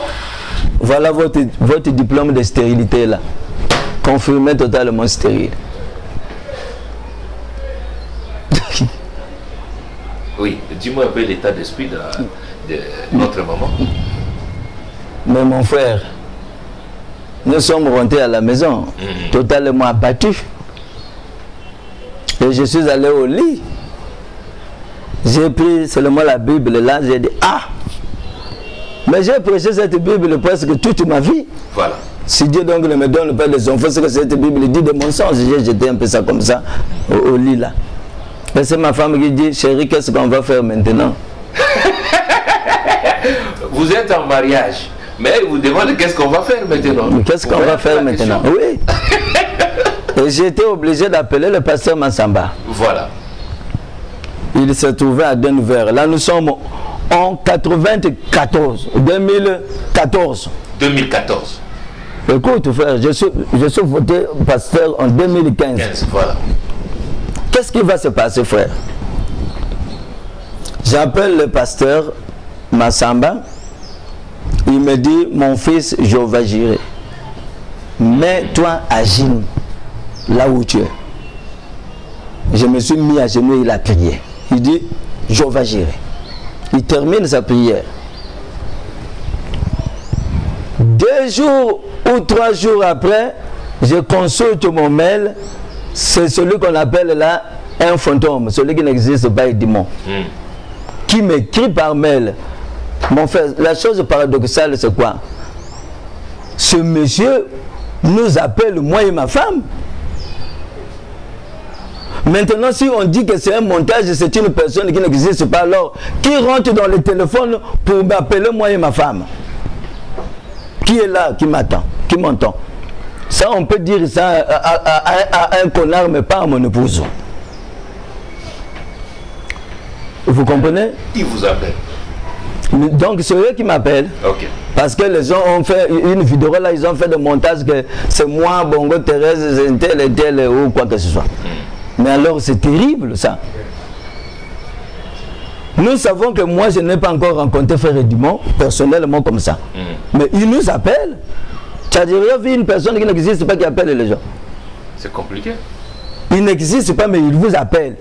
Il vous dit des choses vraies de votre vie. Il vous donne des prophéties et vous allez voir cela s'accomplir. Un survenu. Regarde, il va m'écrire. Ludovic, pour ton problème de conception, voici ce que je viens de voir. J'ai vu le frère Massamba, lui il appelle toujours tout le monde frère. Frère Massamba qui a prié pour toi. Dieu a exaucé sa prière. Avant la fin de cette année 2014, ta femme sera enceinte. Avant la fin de cette année 2014, ta femme sera enceinte. Là, vous êtes en 2014. À quel mois? Ça pouvait être le début 2014. Bien. Alors? Et la prophétie est là. Chemin faisant. Après ça, comme vous faites de moi, chérie, comment? Oh, j'ai vu. Hein, les règles de femmes là. Ah, continuons. Ok. Continuons. Continuons. Tu sais quand c'est comme ça, tu deviens aussi impatient. Hein? Voilà. J'écris encore là, j'ai dit, ah, mais frère, dis-moi la prophétie. Lui, quand c'est comme ça, quand il a donné une prophétie, il ne répond plus. Il répond plus, il est parti à lui. Non, il ne veut plus répondre. Afin de ne pas créer l'incrédulité, il reste silencieux. Ok. Et mon frère, arrivé en décembre 2014. Ok. En novembre, mon épouse a vu ses règles. Et en décembre, elle va me dire, au moment que le pasteur est en train de me presser de vite venir à Brazzaville. Oui. Là, nous sommes en décembre 2014. Parce que le pasteur voulait me présenter pour qu'on me vote en janvier 2015. Ok. C'est moi-même qui va aussi lui dire, bon, je veux fixer la date, la fin décembre. Parce que j'ai aussi la prophétie de dimanche que je suis en train de surveiller ici.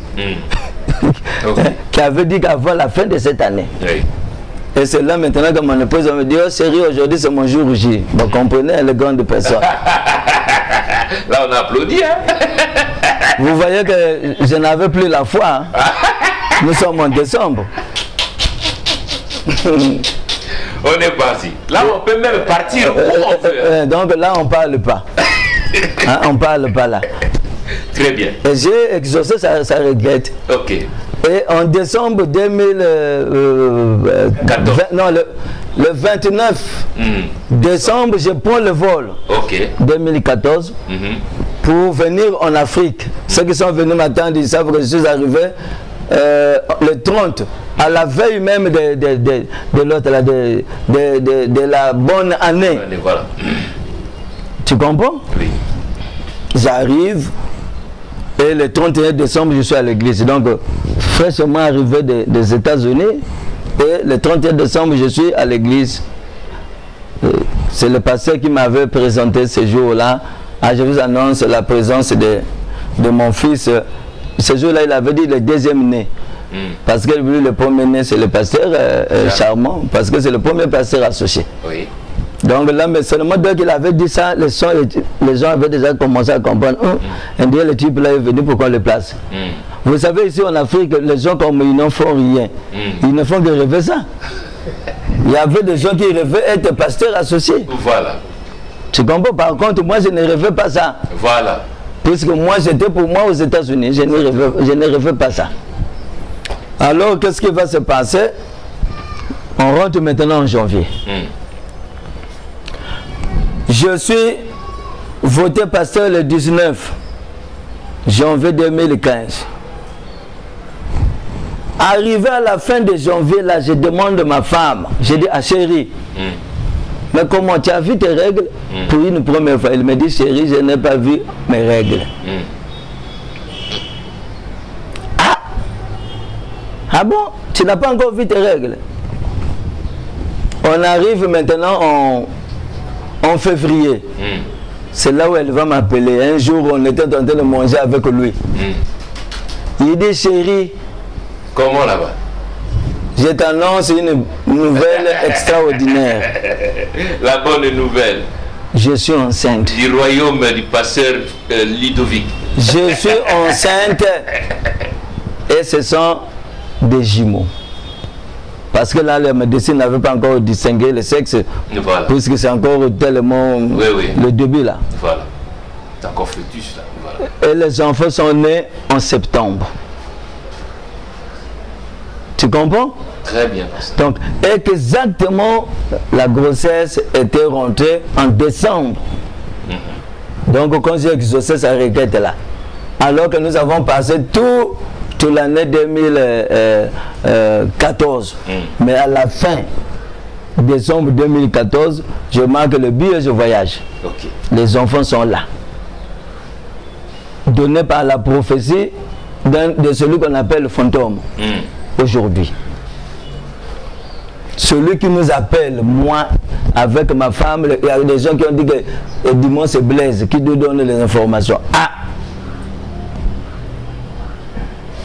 Maintenant, cet homme-là, comment il fait pour révéler les secrets qui sont dans les maisons des gens? Ce qui est compliqué. C'est ça qui est compliqué.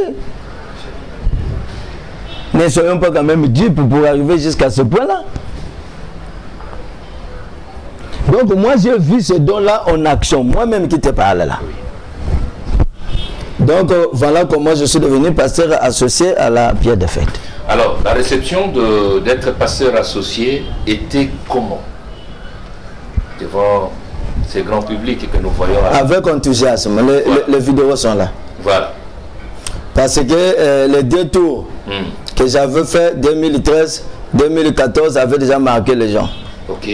Et quand vous êtes revenu pour être nominé, pour être... Ils m'ont voté sans résister. Si je me souviens, il y a eu 7 personnes qui avaient voté contre. 7 comme ça ou 6. Hein? C'était moins de 10 personnes, si je m'en souviens bien. Okay. Donc pour cette église, il y a eu presque 10 personnes qui n'avaient pas voté pour. Vous étiez dans le 90%. J'étais dans le 90%. Voilà. Des gens qui avaient voté que je sois pasteur associé. Et donc c'est comme ça que j'ai commencé à exercer votre ministère. À exercer mon ministère en tant que pasteur associé à la Pierre de Fête et Tabernacle. Ok. Alors, votre ministère était toujours bien gardé? Ou bien vous avez senti quoi quand vous travaillez là-bas? Est-ce qu'il y avait quelque chose qui dérangeait la façon dont vous aimiez justement servir le Seigneur? je vous dis que j'ai vécu des moments de gloire. De gloire. De gloire. Je dis bien le moment de gloire. Ok. Parce que quand on m'a voté pasteur, j'ai apporté une grande réforme au côté social. Les enfants de Dieu ne se sentaient plus abandonnés en cas de problème. Car j'avais mis en place vraiment des stratégies, des techniques pour aider les enfants de Dieu qui étaient dans des besoins. Très bien. Et je fais aussi l'embellissement du temple. Quand le pasteur Massamba m'a laissé avec la conduite de cette église, vous voyez que moi je vis aux États-Unis. Et vous aimez beaucoup, hein? Et je voyais cette église-là, il n'y avait pas de peinture. Il y avait des fils qui pendaient à gauche, à droite. Vous comprenez? J'ai seulement parlé. J'avais dit que je vais faire une surprise au pasteur quand il rentrera des États-Unis, qu'il vienne voir le travail que je fais. Et j'ai réussi... Nous sommes en 2016. Hein? Nous sommes en 2016. 16. Oui. 17. 17. 17. C'est 2017 que je suis resté avec l'église. Là, on a renouvelé la peinture, tout ça. Je vais vous témoigner encore. C'était pour la première fois que de veiller, on atteignait les 1 million et quelques pour un membre qui mourait. C'est quand j'avais la conduite de l'église. Quand on faisait la collecte. La collecte. À 1 million et quelques. 1 million et quelques. Là, c'était bien. Ouais, je ne vois pas du mal. Vous êtes... Non, ça, les gens, ça c'est ce que je suis en train de te montrer. Des exploits de réformes que nous avons fait pour montrer qu'on a travaillé. Oui. C'est ça qui a fait que beaucoup de gens m'avaient aimé à cause de ma manière de faire. Ok. Et pour ne pas aussi être orgueilleux, laissez-moi vous dire, je suis l'un des prédicateurs qui prêche en lisant beaucoup les prophètes. Comment ça?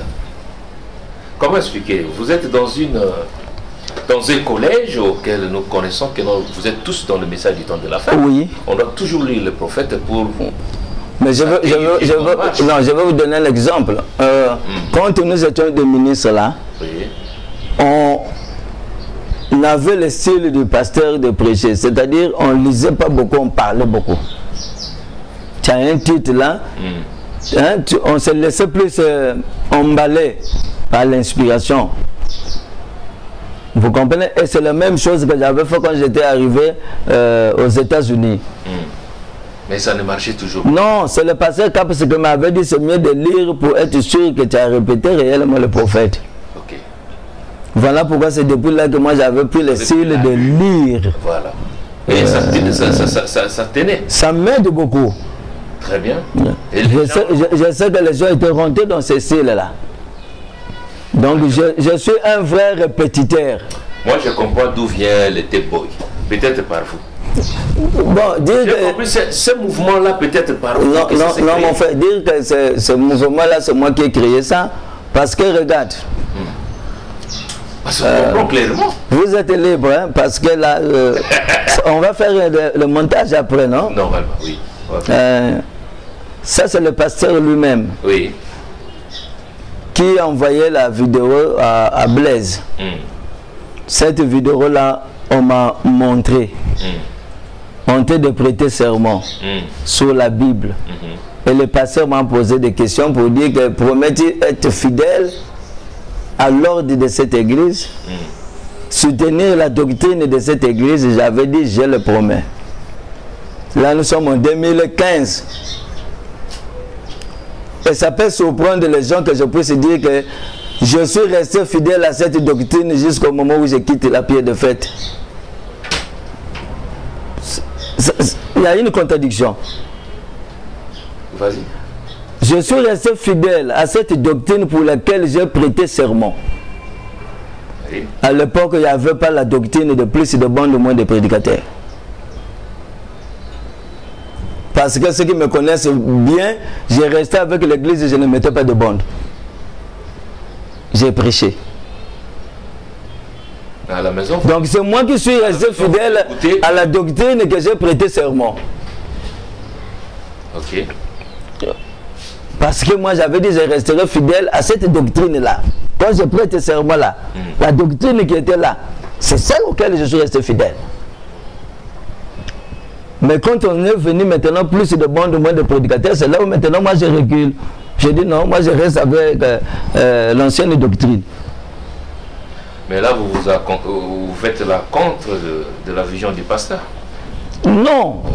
Le pasteur associé, on n'a pas dit qu'il soutient la doctrine, même si ce n'est pas la parole. Ah bon, vous avez vu, ce n'était pas la parole, donc moi je reste... Mais puisque comme preuve, mon frère, j'avais maintenant des difficultés de prêcher, de lever les Éphésiens 4 dans cette église. J'avais des difficultés. Alors, votre ministère a pris de l'ampleur au moment où on vous a voté, oui, à la pierre des fêtes. Oui. Et vous avez continué avec ce service comme ça, comme ça, comme ça. Vous commencez aussi à prêcher ici et là. Mais ceux qui me connaissent, mon frère, je prêche beaucoup. Oui. Chaque fois que je suis à Paris, je prêche. Okay. Quand je suis aux États-Unis, je prêche. Donc je n'étais jamais assis. J'ai déjà fait des voyages missionnaires. Je suis allé en Afrique du Sud en 2006. Je ne suis pas encore pasteur. Nous sommes allés prêcher à Lubumbashi avec mon secrétaire ici à l'époque. Je n'étais pas encore pasteur. C'est dans les années 2008. Donc je voyageais beaucoup. Avec lui, nous sommes arrivés jusqu'au Zambie. En arrivant à Lubumbashi, Lubumbashi, Kasumbalesa et Zambie. Très bien. Tu entends? Donc, j'étais quelqu'un qu'on ouvrait les portes facilement. Parce que j'ai prêché à la plus grande église de Atlanta. Ça veut dire... Chez le pasteur David Yancy. Okay. C'est la plus grande église. Là où j'ai prêché aux États-Unis. Mon frère, quand ce papa-là te donne la chair, c'est difficile que les autres te ferment la chair. Ok. Parce que ce papa-là nous avait donné beaucoup d'argent. Quand on a fini les 2 dimanches que j'avais prêché là-bas, on avait ouvert un compte avec l'argent qu'il nous avait donné. Donc, je vous dis que j'ai prêché. Il y avait aussi des frères aux États-Unis qui voulaient que je commence l'église aux États-Unis. Mais comme j'étais pasteur associé, j'étais limité. Je ne pouvais pas le faire exactement. Très bien. Parce que nous sommes presque à la fin de notre entretien. Oui. Pasteur Ludovic Passy, le représentant légal. J'ai oublié le témoignage qui m'a beaucoup marqué dans mon parcours. Oui. Quand je suis allé à Ouesso, okay, en 2000, je ne sais pas, entre un, ça c'est toujours avant que je parte aux États-Unis. J'avais fait une expérience que j'avais témoigné même au pasteur Barouti quand il m'avait reçu à Charlotte. Okay. Il m'avait logé dans un hôtel là avec mon épouse. Parce qu'on était parti aussi le voir pour le problème de conception. Oui. Ça, je ne sais pas, ça pouvait dater en 2012, avant que le pasteur me parle de son projet de me ramener ici en Afrique. Donc, je suis allé prêcher au Ouesso, je suis allé prêcher à Pokola. L'église de Pokola, quand le pasteur commence cela, je ne sais pas si c'est dans les années, puisque j'étais encore professeur à l'Académie Gabou, j'étais professeur de biologie là-bas, et le pasteur a commencé l'œuvre de Pokola. Avant qu'il quitte, c'est moi qui lui laisse la conduite de cette église. L'église où pasteur Luther est actuellement pasteur. Donc, le prix, la charge la charge est, avant de quitter, je laisse la conduite au pasteur Charmant qui était venu avec sa femme. Okay. Et ensuite, qu'est-ce qui va se passer? Je suis retourné là-bas, je ne sais pas si c'était 3 ans après ou 4 ans, parce que je suis allé voir l'église, était déjà construite. J'ai prié pour les malades. Donc j'avais fait la ligne de prière pour les malades. C'était un jour ordinaire. Je finis de faire la ligne de prière, j'ai imposé les mains sur les gens et je termine. La nuit, je revois encore la même ligne de prière. Revenir. Venir dans les songes. Ok. Cette fois-ci, qui est à côté, le pasteur Baroudi, qui est debout là, en train de m'observer comment je priais pour les malades. Après, il me dit, mais mon fils, on ne prie pas pour les malades comme ça. Quand tu pries pour les malades, il faut insister. Quand c'est pour un aveugle, tu pries, il faut insister. Ne passe pas, ne prie pas comme ça, comme tu es tenté de faire. Et le songe me quitta. Quand je quitte Pokola, j'ai atterri à Wesso, j'avais pressé, il y avait eu vraiment beaucoup de témoignages là. On est venu m'accompagner à l'aéroport. Ça, c'est pas à l'époque où l'autre là, c'est pas à l'époque où fils est là, non. La fils n'était pas encore là. C'est le pasteur. Non, fils, c'est celui qui est devenu diacre à l'église, la pierre de fête. Ok. Lorsqu'on m'accompagne au moment qu'on attendait pour aller rentrer dans l'avion, nous allons voyager avec un grand marabout. Dans l'avion. Dans l'avion. Donc le marabout l'avait mis vraiment ce truc là, tout ça. C'est quelqu'un qui était venu de l'étranger. Oui. Donc beaucoup consultés par des grands hommes. Vous savez que lorsqu'il est venu, puisque moi j'étais assis en train d'attendre le temps de l'embarquement, il est venu, il m'a regardé, il dit, monsieur, tu es prête? J'ai dit non, moi je ne suis pas prête. Il dit, oh, mais je t'ai vu en habit de sultan, de prêtre. Et j'ai vu une lumière qui brille sur toi. J'ai dit, oh, je suis un serviteur de Dieu, mais je ne suis pas prêtre. Il dit, oh, alors explique-moi quelle est la différence entre le prêtre et le serviteur de Dieu. Et c'est là où je lui avais expliqué. Donc je m'étais rendu compte que même frère Branham, c'est une femme, une astrologue. Oui, qui a vu son étoile. Qui a vu son étoile. Oui. Donc, il n'y a pas eu de par hasard dans mon parcours. J'ai prêché à cette église-là en 2000, avant que je parte à Lubumbashi, avec mon secrétaire. Je prêchais, c'était sous possédant toutes choses. C'était un dimanche. Les Blaise se souviennent de cette prédication-là, qui sont là-bas. Une prédication de 30 minutes. Une onction était descendue là, terrible. Et j'appelle directement la ligne de prière. On amène un sourd-muet de naissance, âgé de 12 ans. C'est son oncle qui l'a amené, qui me témoigne que l'enfant là est sourd-muet de naissance. À l'église, pas dans un champ missionnaire. À la pierre de fête là. J'ai prié pour cet enfant.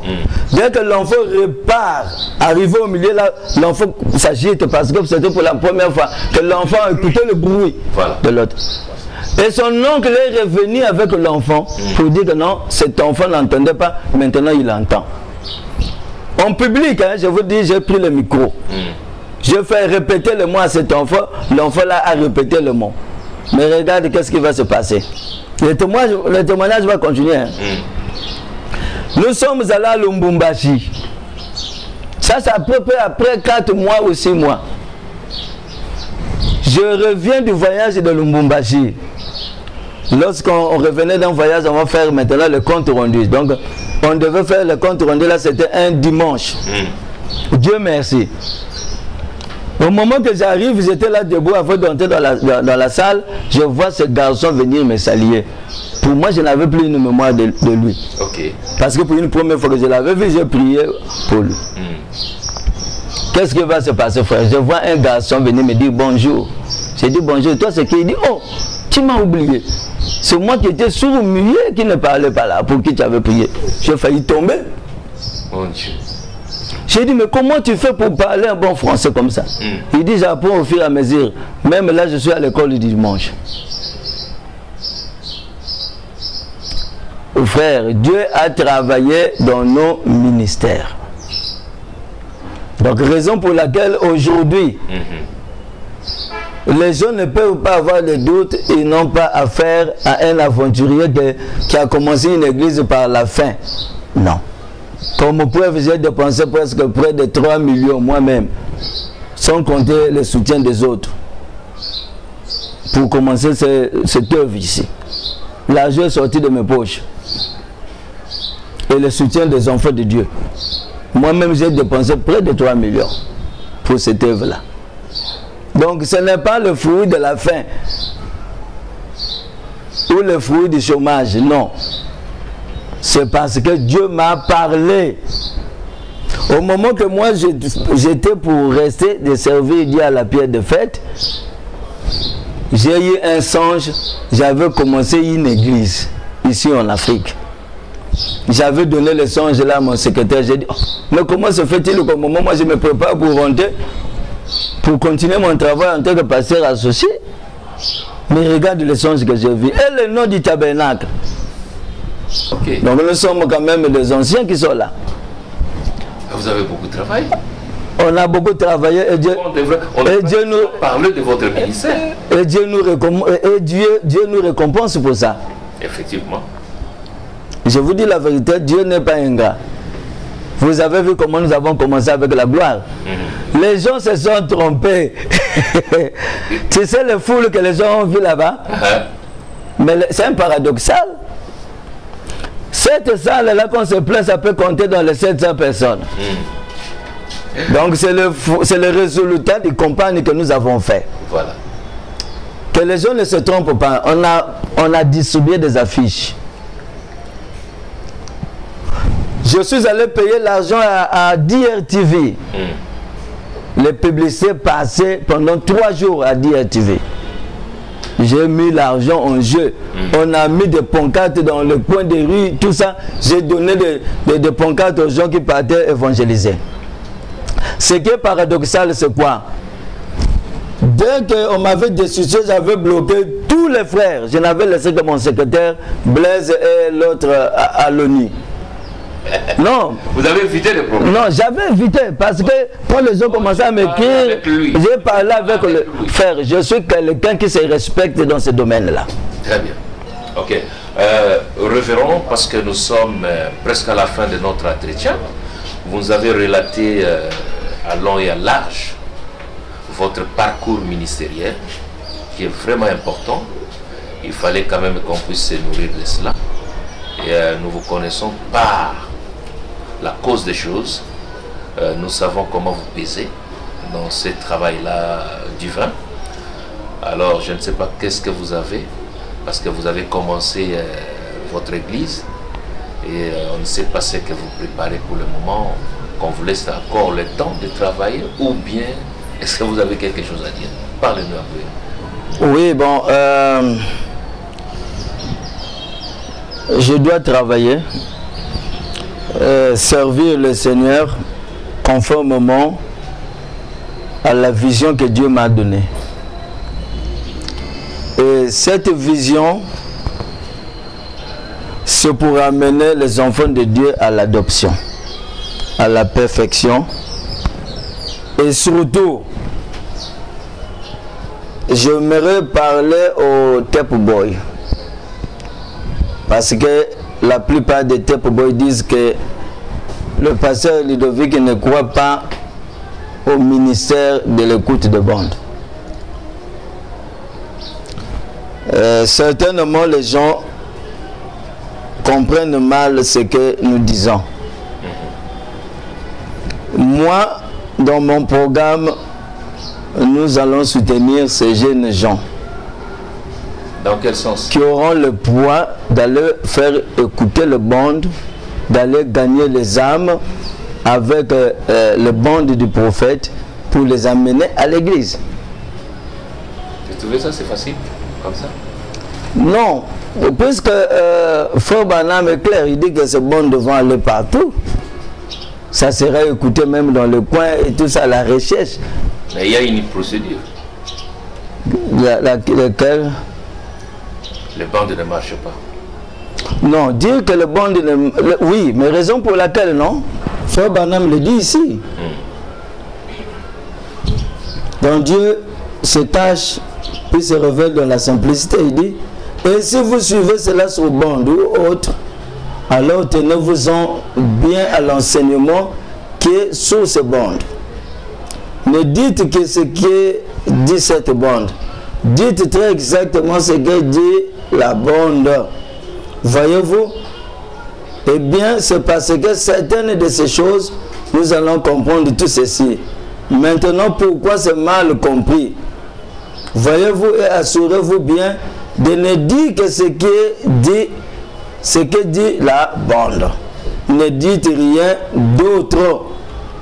Je ne sais pas si tu me comprends. Très bien. Et je lis ici, là où il dit, Dieu ne mettra pas de côté son plan. C'est pour cela que nous savons qu'aujourd'hui, cela doit être simple. Voyez-vous? Donc, il œuvre toujours dans la simplicité.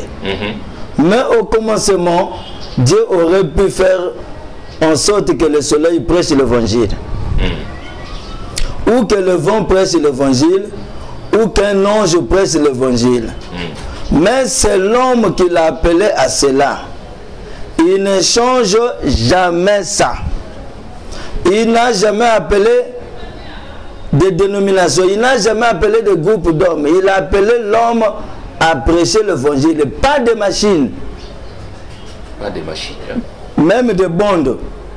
Pour l'écouter, il faut utiliser une machine qui est la radio. Donc pas de machine.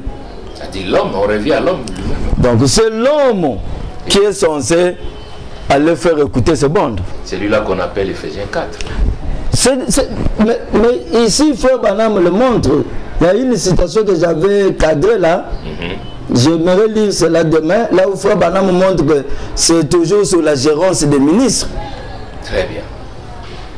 Vous voyez, ce n'est pas n'importe qui. Bon, si on va aussi plus loin là-bas, il montre que même les femmes peuvent aller faire écouter les bandes.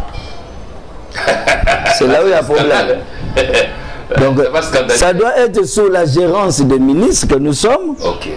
Nous allons choisir quelqu'un que nous pensons être digne et qui sont aussi ce point d'aller faire ce travail-là.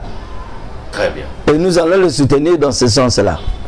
Mais ce que je condamne et je condamnerai, que je ne permettrai pas au tabernacle de la résurrection, que des têtes boys commencent à venir troubler l'ordre pour me dire à moi de faire ce que je pense.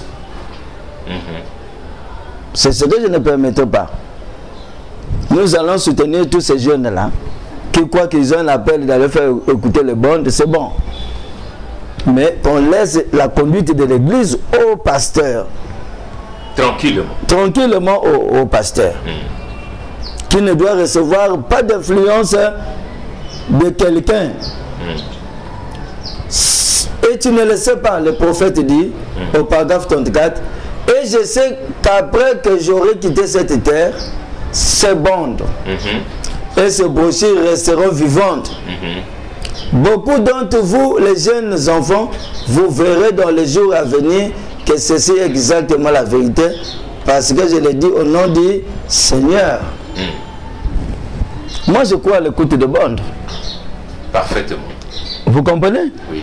Mais je ne crois pas qu'il y ait un ordre universel que toutes les églises doivent suivre dans le monde entier. Que les ministres se taisent. Que les ministres se taisent, qu'ils ne puissent plus prêcher. Ah, c'est vrai. Même quand je prêche là, le frère Branham est clair. Il dit un prédicateur qui prêche sur l'onction, c'est Dieu qui est en train de parler. C'est mon travail à moi de répéter ce que disent les bandes. Écoutez donc question-réponse. Et je termine par là au paragraphe 115. Il dit c'est bon. Si c'est en ordre, si c'est à quoi vous voulez en venir, pendant que le prédicateur prêchait, tout devait garder silence pour écouter le prédicateur. Parce que se font dans d'autres églises. Le prédicateur est en train de prêcher et les top boys sont dehors en train de faire du bruit. En train de contester ce que le prédicateur est en train de prêcher. Ça, c'est un désordre. Car si le prêchait sous l'onction, c'était la parole de Dieu qui était proclamée. Si le prédicateur prêche sous l'onction, sa prédication n'est pas différente à l'écoute de bandes. C'est Dieu qui est en train de parler. Moi, quand je prêche là, ce n'est pas le message que je répète. Je répète le prophète William Marion-Branham. Mais ici, ce que nous ne voulons pas, on ne doit pas briser l'ordre d'une église. C'est ça le problème. Le pasteur est libre, il a la souveraineté de chercher la conduite de Dieu, de prêcher son église conformément à ce que William Marion-Branham nous a donné comme conseil. Voilà là où je termine cette émission. Le tabernacle de la résurrection n'a pas affaire à un jeune recris, mais ils ont affaire à un vieux prédicateur. Très bien. Qui prêche depuis 1995. Voilà. D'accord. C'est beaucoup. Vous avez de l'expérience. Très bien. Alors, nous sommes arrivés à la fin de notre entretien avec le révérend Ludovic Mpassi du tabernacle de la résurrection. Il nous a accueillis ici à Brazzaville. Comme vous le savez, au micro c'était Pouvoir suprême au Welo, l'interdénominationnel. Nous sommes toujours là pour le service de l'épouse. Que Dieu vous bénisse. À la prochaine. Merci.